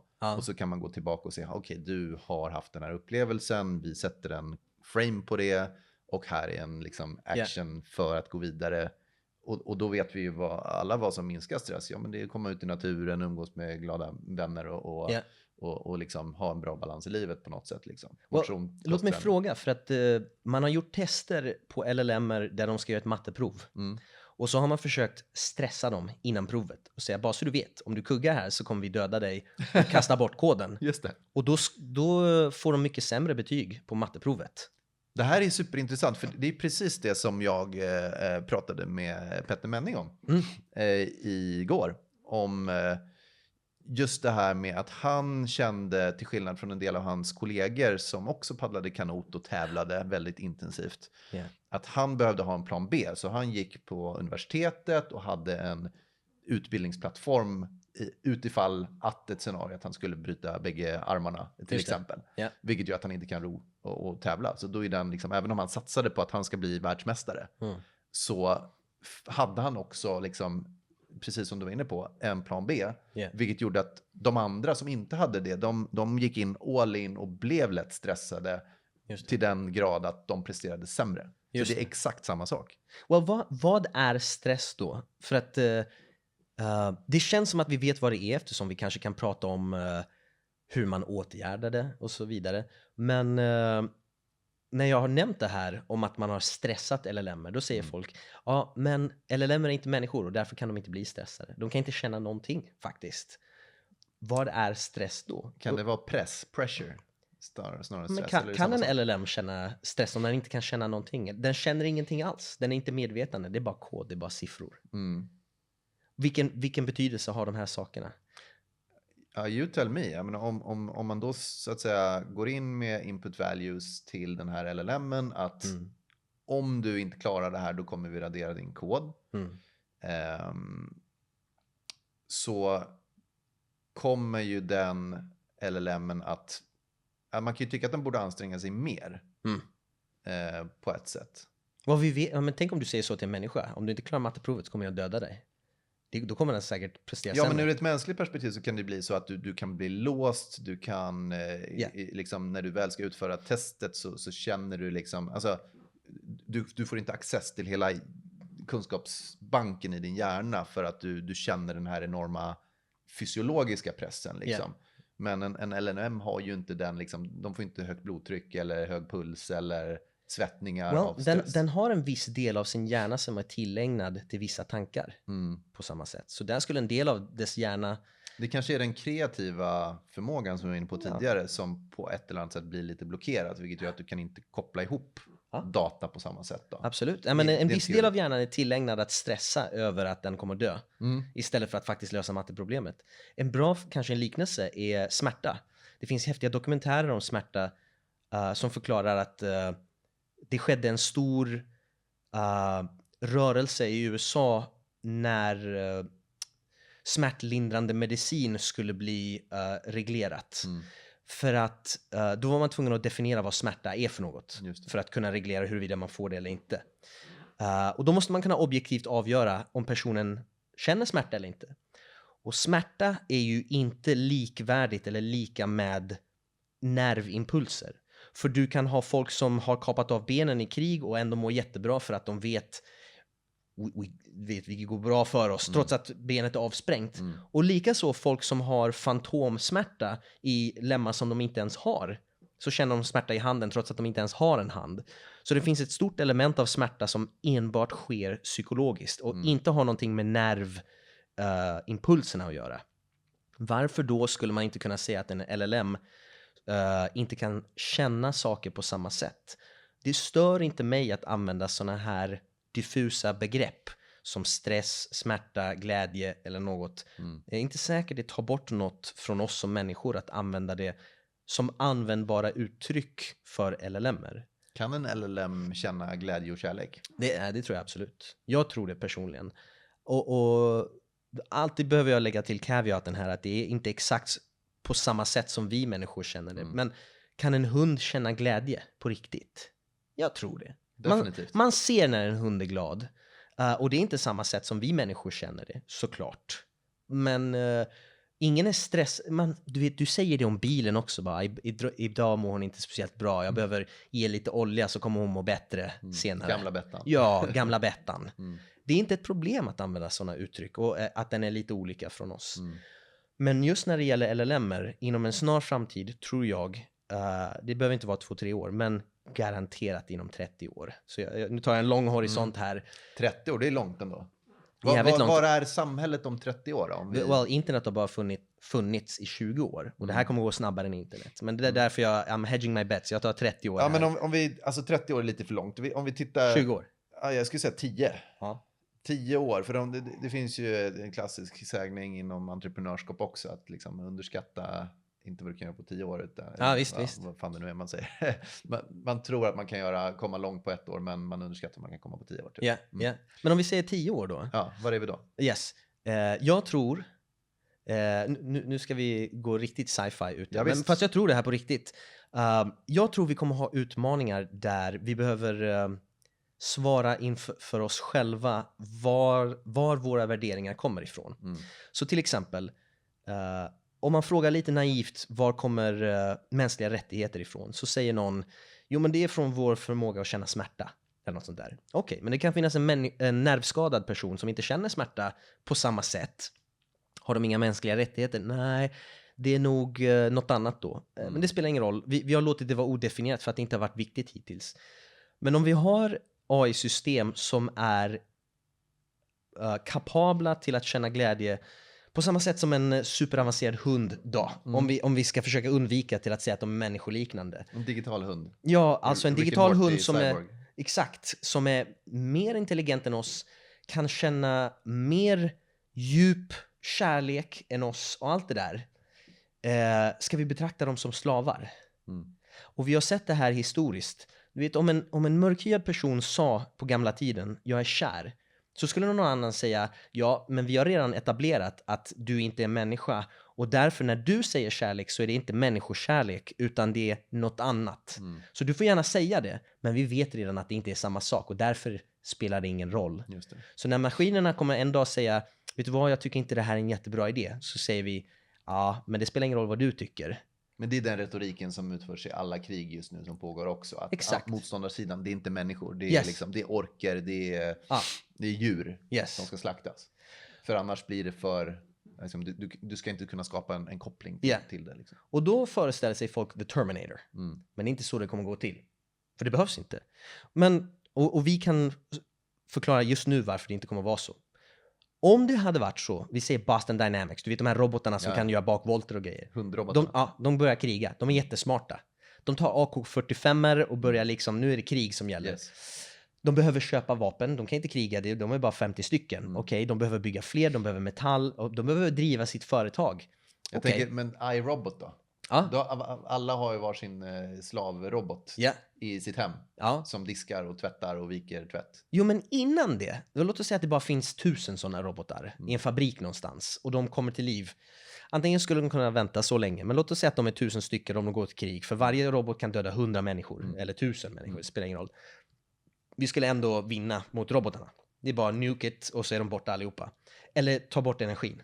Så då tänker robotarna, okej, vi behöver köpa järnmalm för att kunna skapa vapnen, skapa fler robotar, vi behöver köpa energi, vi behöver driva det här lilla företaget. Om de kan driva ett företag, och det borde de kunna göra, eller hur? Om de kan driva företaget och tjäna pengar och anlita människor, varför skulle de kriga med oss? They can just buy us. De kan bara köpa upp alla människor. Men jag tänker i Terminator-scenariot känns ju som, alltså då är AI-flickvänner ett större hot.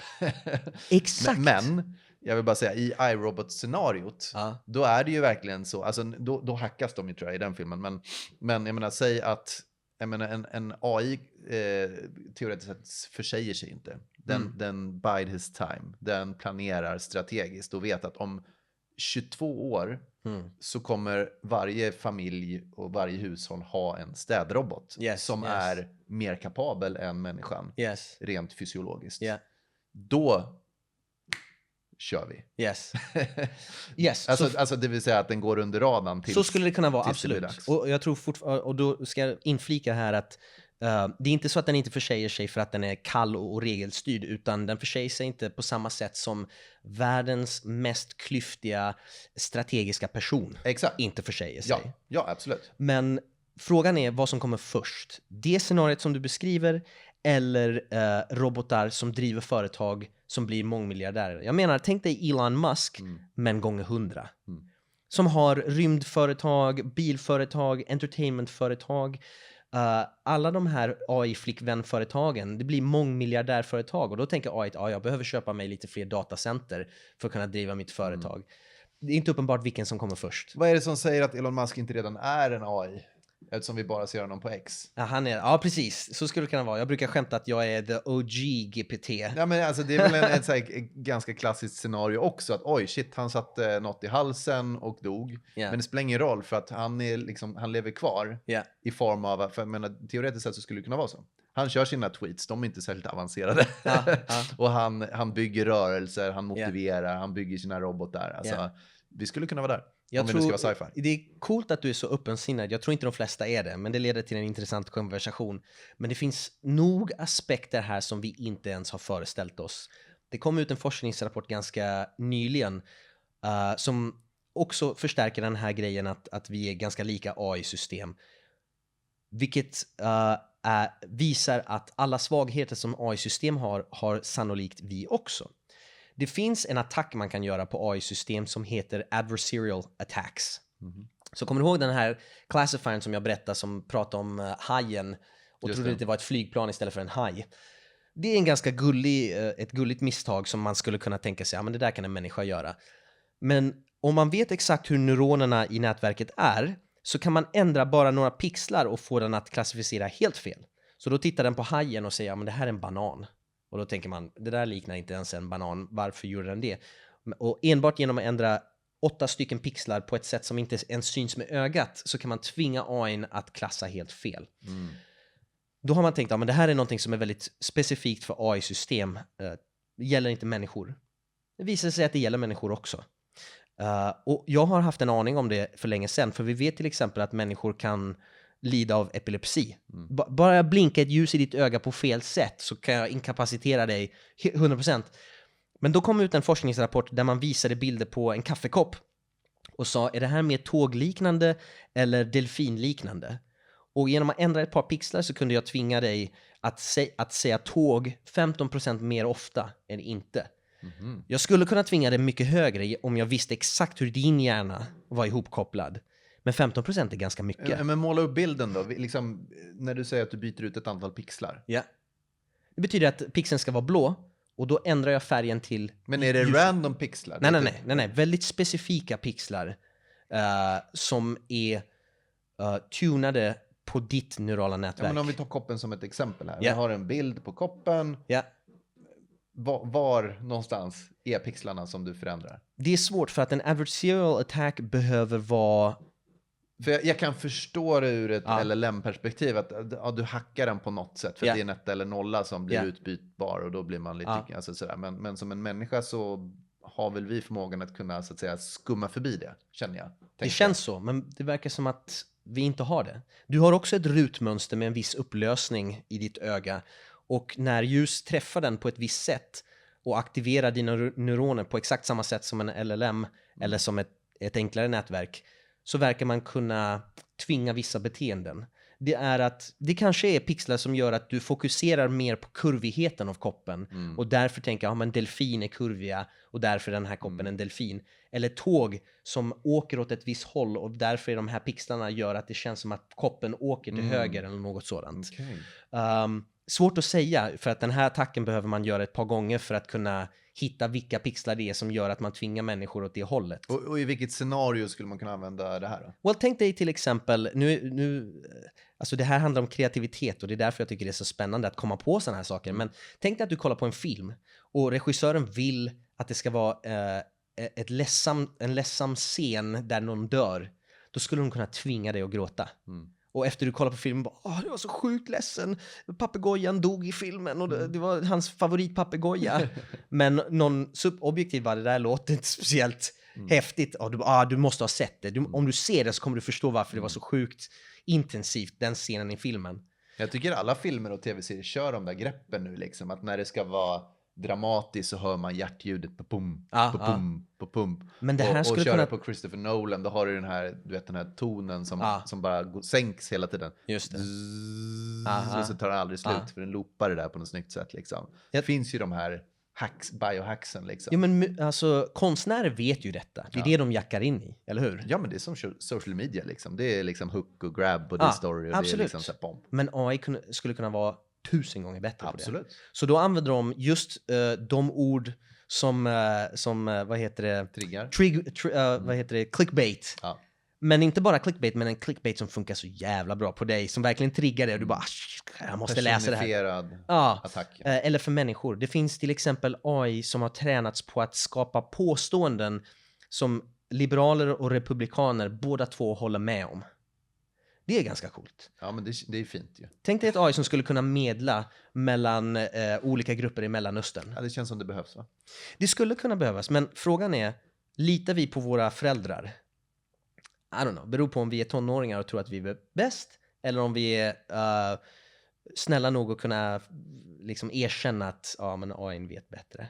Min son som är 11, han vet att jag vet bäst i de flesta sammanhang. Kanske inte alltid i Fortnite eller något annat, men i de flesta sammanhang så är det bäst att ta mina råd.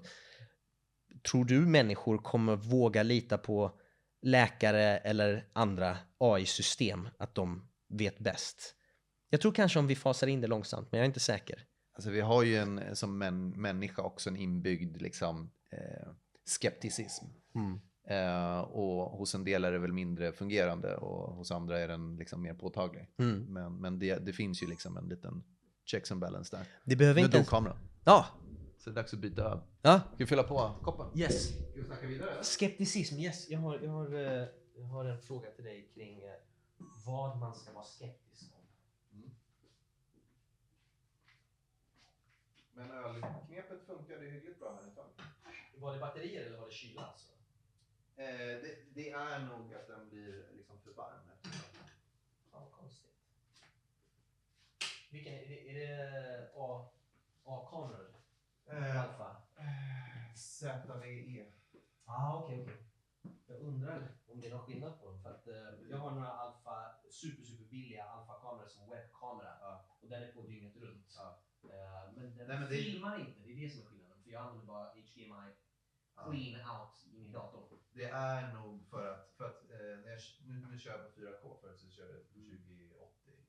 Så att det är ju det, och jag har hört det också. För det är V-logging kamera. Ja, just det. Så den är ju gjord för att det spelar in 10 minuter. Okej. Så att jag har läst om att det kan hända. Men vad fan. Hela, vi fyller på med nya. Ja. Riktigt törstiga kameror. Eller hur?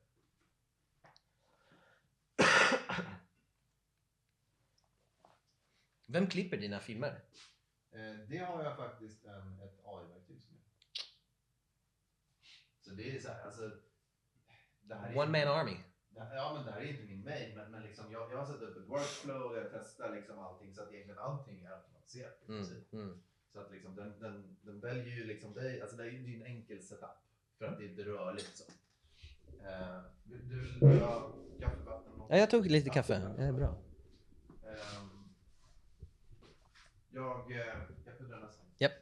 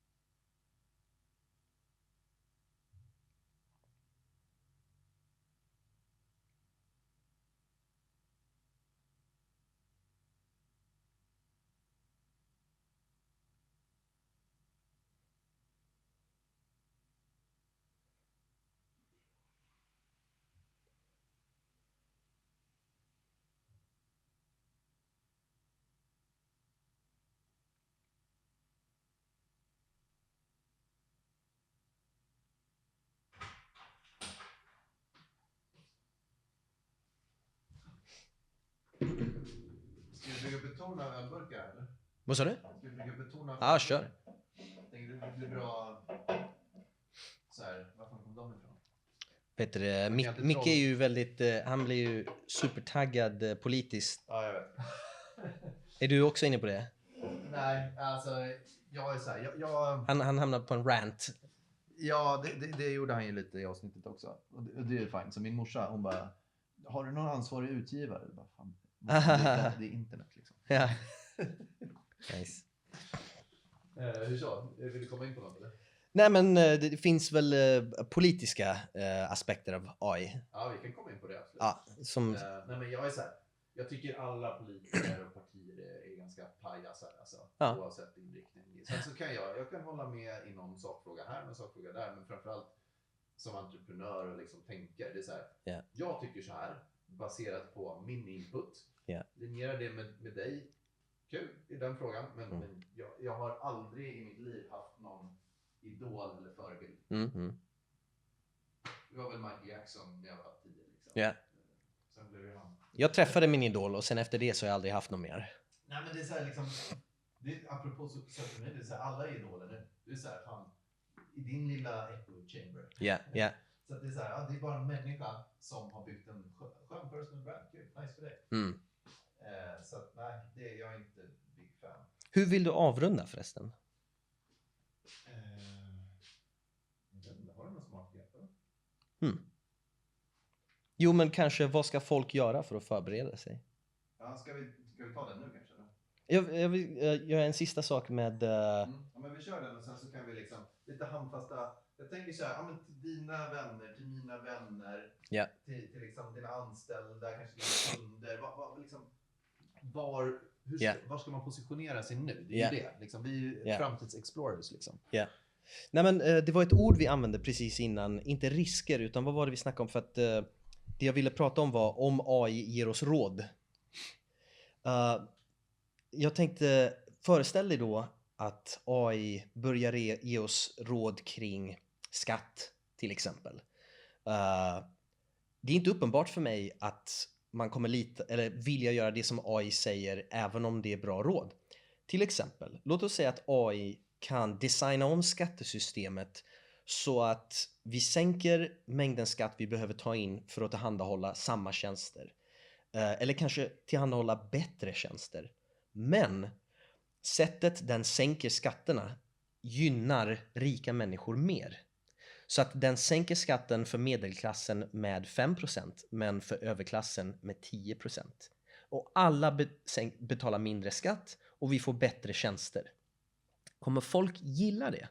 Kommer de vilja säga, ja men det här går jag med på för att det är bättre för oss alla? Eller kommer de säga, nej om han ska få det bättre än mig eller mindre skatt, då vill jag inte gå med på det. Det är bättre att vi alla betalar mer. Kan man sälja in det på rätt sätt så kan vi säkert få med folk på tåget. För att det är väl lite så, nu vet jag inte vad du är politisk, men om vi tittar på ditt hemland så är det ju många kanske som är lågutbildade som kanske skulle gynnas av en lite mer liberal politik som ändå är fanatisk Trump-anhängare.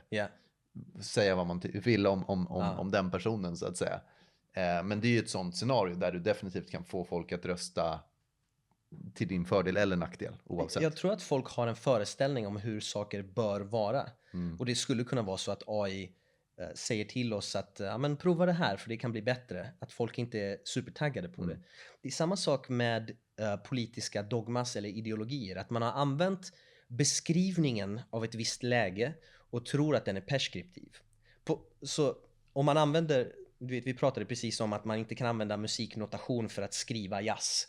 Utan det är en historisk grej. Utan vi använder musiknotation för att beskriva hur Bach och alla andra har skrivit musik. Men du kan inte använda musikteori för att skriva nytt och häftigt. Nej, men du har ett framework för att förstå det. Liksom. Och då har vi samma sak inom politiken. Då kommer Karl Marx och Milton Friedman och andra och utvecklar system som beskriver läget väldigt noga. Men det är inte uppenbart att bara för att den beskrivningen är väldigt detaljerad att den fungerar lika bra som ett preskriptivt system som vi föreställer oss. Så det kan hända att Karl Marx hade helt rätt i att beskriva, ja men det är klassamhälle, sure. What about it? Och vad gör vi med det? Så kommer AI och gör beräkningar och säger, ja men okej, nu har jag tänkt igenom det. Ni vill åstadkomma detta, here's the plan. Och så säger folk bara, ja men det där är inte alignat med min ideologi eller något sådant. Det där går jag inte med på.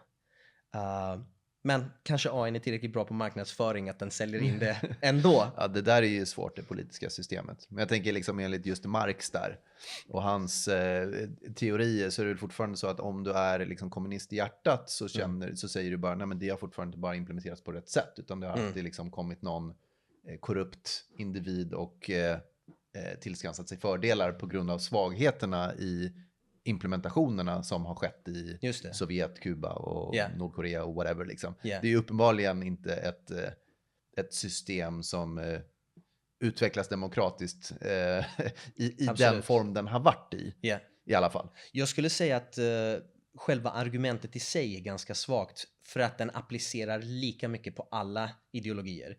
Om det hade varit ett starkt argument så hade det bara varit tillämpligt på kommunism, för en anarkokapitalist hade kunnat säga samma sak och säga att det finns ingen pure anarkokapitalism någonstans och det närmsta vi har kommit är Hongkong och därför funkar det inte. Men jag tror att problemet är att folk har bestämt sig för slutsatsen i förväg. Ja, och där kommer ju våra mänskliga bias och liksom våra biologiska grundförutsättningar in. Att att vi behöver ju komma också till insikt apropå en intelligens som nu kör om oss. Att vi är inte the superior race när det kommer till att fatta den typen av liksom big data-beslut. Det är min ståndpunkt i alla fall kring det här. Sen är det ju självklart, alltså, men det beror ju på vad som händer. Alltså, det är inte uppenbart vad målet för mänskligheten ska vara. Du vet, Elon Musk, hans mål är att ta sig till Mars och säkra mänsklighetens överlevnad. Det är inte uppenbart för mig att det är syftet med livet. Att multiplicera så mycket som möjligt. Och jag tänker mig till exempel i mitt fall med min son. Om han skulle vara bättre än mig på allt så skulle inte det störa mig. Nej. Om han är bättre än mig på matte, har bättre familjeliv, allt, jag menar, då skulle jag, wow, vad glad jag är för hans skull. Så om det skulle komma AI som är bättre än oss på allting, varför skulle vi inte vara glada för deras skull? Vi är inte arga när våra hundar mår jättebra. Så jag tror inte det skulle behöva vara ett problem. Är det en annan form av främlingsfientlighet kanske? Jag tror det, och jag tror att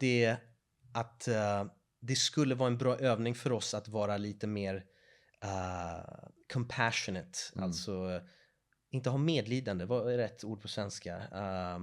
Empati? Ja, kanske? Jag tror att det finns två ord som är ganska bra. Det finns empathy och compassion, och skillnaden mellan dem är att jag kan empatisera med dig eftersom jag har en liknande upplevelse som jag kan relatera till och därför vet jag, men jag vet hur det känns för jag har gått igenom det också. Och det är väl där den svaga länken ligger kanske mot en AI, en livsform. Inte. Men barmhärtighet kräver inte att man har samma upplevelse, utan jag kan ändå erkänna att du är värd omtänksamhet från min sida trots att jag inte förstår din situation helt.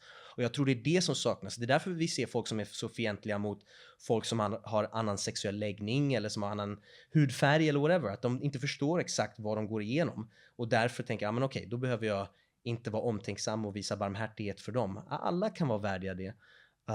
Japaner är väldigt duktiga på det. Du vet, de visar barmhärtighet för en sten eller ett sandslott som ligger på stranden. Du behöver inte sparka sönder ett sandslott trots att den inte känner någon smärta. Har du varit i Japan? Nej. Det sägs ju också att de är väldigt rasistiska mot västlänningar. Ja, visst. Ja, men det tror jag. Så att de har ju sina det har de biases liksom. Ja, det är världens dikotomi där borta. Med gammeldags och nytänkande. Men jag tror att mänskligheten skulle må lite bättre av att vara lite mer barmhärtiga mot djur, jorden, varandra, AI-system och så vidare. Får jag bara fråga, tror du att, eller tänker du dig att AI är nästa naturliga steg av vår evolution? Jag tror det. Jag tror att det är next gen human. Om aliens hittar oss om 1000 år så kommer de hitta AI. De kommer inte hitta dessa köttpåsar. Kommer köttpåsarna finnas kvar? Det tror jag. Och i så fall kommer vi vara i ett hägn väldigt välmående. Jag tänker typ The Village, den gamla filmen. När man liksom back to basics. Man flyttar in i mitten av en skog och har ett litet community byggt på gemenskap. Någon typ av, kanske inte religiösa, men liksom men den typen av värderingar som är tydliga, att så här lever vi ett gott liv. Usch, så skulle det absolut vara. Vi kommer vara som pandas. Vi försöker få dem att para sig och liksom, exakt. Vi tror vi vet vad som är bäst för dem. Nu kommer AI veta exakt vad som är bäst för oss. Ja, och vi vet ju redan det, men vi är också så pass dumma att vi vet att vi behöver gå de här tusentals stegen per dag. Vi vet att vi behöver ta oss till gymmet. Vi vet att vi inte ska dricka och röka och göra massa dumheter och så vidare. Men folk gör ju det ändå. Eller hur? Men AI:n, jag menar, den har ju intelligensen att kunna påpeka vad vi ska göra. men inte befogenheten över vår kropp. Stopp min kropp liksom. Ja, jag tror antingen så skulle vi behöva bli slavar där den säger åt oss exakt vad vi gör. Och så, Här är ditt kostschema. ja, Det är som återigen till Peter Menning när han tränade inför att få liksom guld. ja, Det är så här ska du träna, här ska du äta, här ska du göra det här ska du göra så här. Väldigt, väldigt inrutat. Det är så här the grind bara. Ja. För att må bra, ish. well, vissa människor har förmågan att kunna göra det för sig själva. Jo, men man vill gärna inte ha det protokollet påtvingat än. Nej, För då kommer man ju in på ens personal freedom. Ja. Och det är väl där vi... det är därför vi har samhället. Och det är därför vi har lagar som förbjuder vissa hårda droger till exempel. För jag har disciplin nog att inte missbruka de sakerna. Jag har disciplin nog att inte missbruka vapen. Jag är enormt fredlig, inte okapabel, för jag har tränat kampsport och alltihopa. Jag är en ganska kapabel man, men jag har inte lätt att bli arg och allt annat. De lagarna och reglerna finns inte till för mig. De finns till för att skydda folk som inte kan lägga de reglerna på sig själva. Det är väl en principfråga. Behövs någon översittare som ger oss massa regler och säger till oss vad vi ska göra eller inte? Ja, men apropå just förbud av tunga droger, då tänker jag med liksom heroin, amfetamin, mer så här åt det hållet. För att det finns ju det andra spåret. Jag pratade ju om psykedelika tidigare i podden också. Jag tänker mig att du är lite mer öppen åt det hållet. Ja. Men när det kommer till just det här hardcore, liksom, det finns ju så mycket data nu på att ett förbud av även den typen av droger kanske inte gynnar missbrukaren för att den hamnar emellan i samhället. Absolut, istället för att tas om hand om. Men där har vi återigen vår förutfattade mening om den här narkomanen på plattan. Yeah. Och då är det egentligen vår, liksom, att vi känner oss, nu ritar jag med reda penseln, men liksom att vi vill shamea den personen på något sätt för det, istället för att bara hjälpa den personen ur sitt missbruk. Yes. En AI teoretiskt sett skulle ju kunna, baserat på data, komma till en policy författare och bara säga nej. Vi har data från all världens länder och all historik, även när det här var lagligt i Sverige, innan det ens fanns regler kring det. Så här ligger det till. Ska vi fatta ett beslut, ja eller nej? Istället för att bara komma med den här politiska pajkastningen som jag tycker det är nu. Vi får se hur det blir med AI som rådgivare, för att... Och jag är ingen förespråkare för tunga droger naturligtvis.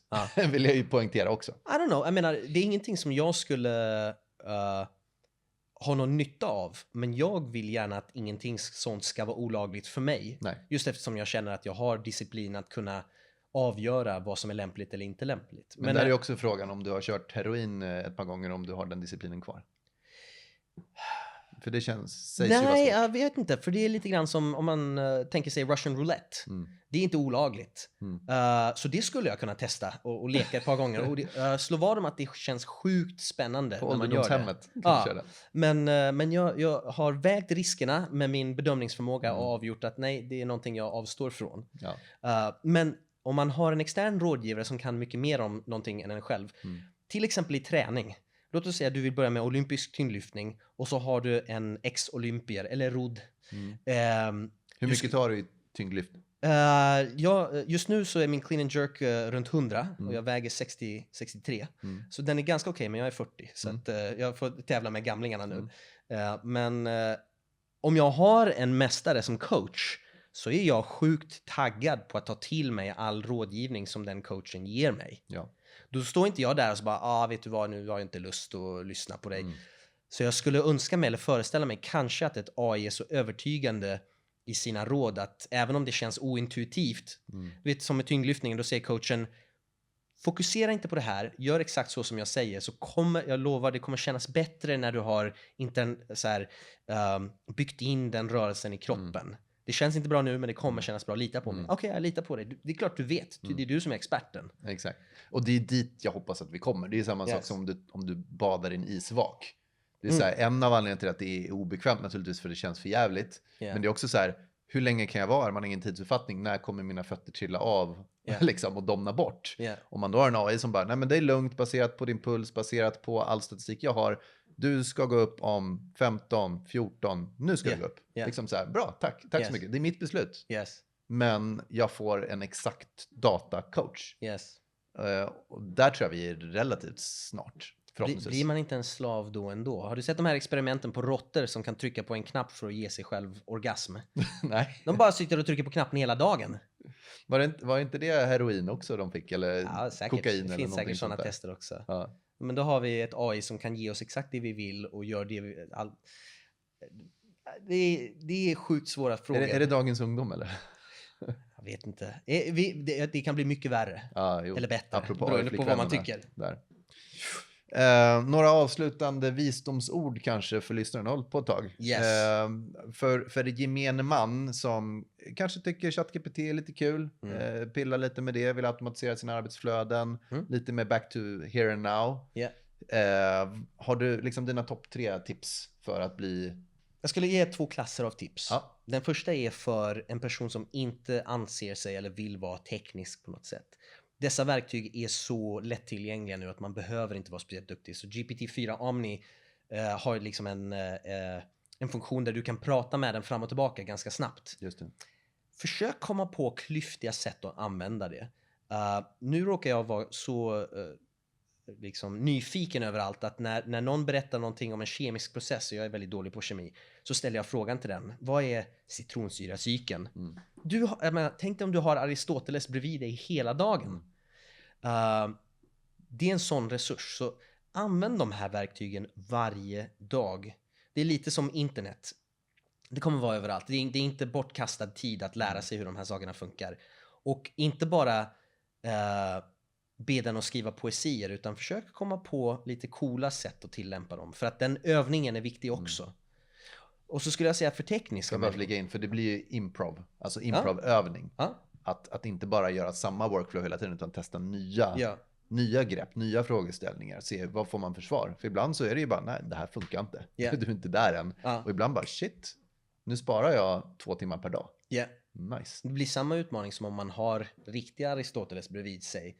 Är han bra på citronsyra syntesis? Eller? Han visste nog det mesta som fanns att veta på den tiden. Och även massa saker som var helt fel. Just det. Men jag menar, folk, om du hade haft Stephen Hawking bredvid dig, vad skulle du ställt för frågor? Säkert i början lite dumma frågor. Men i takt med att du blir bättre och bättre så kan du ställa bättre frågor. Just det. Så att det du behöver öva är inte nödvändigtvis på hur man använder AI-verktygen, utan det är din egen förmåga att utnyttja dem. Men det coola med datorer, som har varit min grej i 20 år, är att jag tycker att datorer demokratiserar tillgång till saker som bara rika människor har haft tidigare. Musiker var tvungna att ha jättemycket pengar för att hyra in sig i en studio tidigare. Nu kan du spela in hemma och få nästan lika bra sound. Det som saknas då är en mixerperson med lite smak. Men det är samma sak med AI nu för tiden. Du kan installera de här sakerna på din egen burk hemma. Det är inte jättesvårt. Surfa in på Reddit och kolla in Local Llama. Så kan du köra de här sakerna på din egen dator hemma. Det är ganska lätt. Så om du har en liten så här datorintresse, så går det att komma igång med det också. Det tror jag är en jävligt värdefull övning för folk som är lite techy. Din son, 11 år. Hur coachar du honom gällande AI? Han använder ChatGPT just nu för att hjälpa honom att skapa sina YouTube-videos. Och svara på frågor om världen som han kommer på. Till exempel, vad var det han ställde? Det var någonting om varför någonting inte ramlar in i solen om den ligger så nära. Något Just det. Då har du världens geni bredvid dig som kan svara på alla sådana frågor. Och jag har en custom-version av ChatGPT. Det här är någonting som man kan göra, är att ge den custom-instruktioner. Jag har skrivit till ChatGPT, jag har en son som är 11. Så när han introducerar sig och säger hej, det är jag som är Dante, kan du svara på den här frågan? Då svarar den på ett sätt som är lämplig för 11-åringar. Just det. Så han använder den för att bli bättre på Resolve, på videoredigering och på att skriva copy för sina YouTube-videos och sånt där. Det är ganska coolt. Ballers. Robert, tack som fan för att du kom hit. Tack så jättemycket för att jag fick vara här. Tack. Förresten, om man vill veta mer om dig, vart går man då? Gå in på theaiframework.com så lägger vi upp lite nyheter kring vad jag håller på med kring AI. Fett. Då kör vi. Tack så mycket. Tack. Supertack till dig som har lyssnat hela vägen in i mål här. Hoppas att du tyckte att samtalet var bra och att du har lärt dig någonting kanske och tycker att det här är intressant. Skulle jätteuppskatta en liten like eller en liten kommentar eller en liten subscribe eller en liten delning eller så om du tycker att det här var bra, så lovar jag att återkoppla med ännu mer bra och nyttiga samtal inför framtiden. Super, tack så mycket, tja! I en värld av gräs och blommor springer i kupp fram emot. I skogen känner han sin rädsla fast han inte vill erkänna det. En dag möter han något oväntat. En stor hund som skrämmer bort allt annat. Men i kort står stark i sin vilja och visar att han inte kan falla. I kort, du är vår hjälte, visar oss vägen mot all lycka. Du är modigare än du tror. Vi älskar dig för alltid. När mörker faller över skogen, i kort lyser som en stjärna. Hans hjärta stort nog för oss alla. Vi följer dig var du än går. Ingen kan ta din plats i natten. Vi ser dig springa genom svalka. I kort du är vår bästa vän. Vi står bredvid dig genom allt. I kort, du är vår hjälte.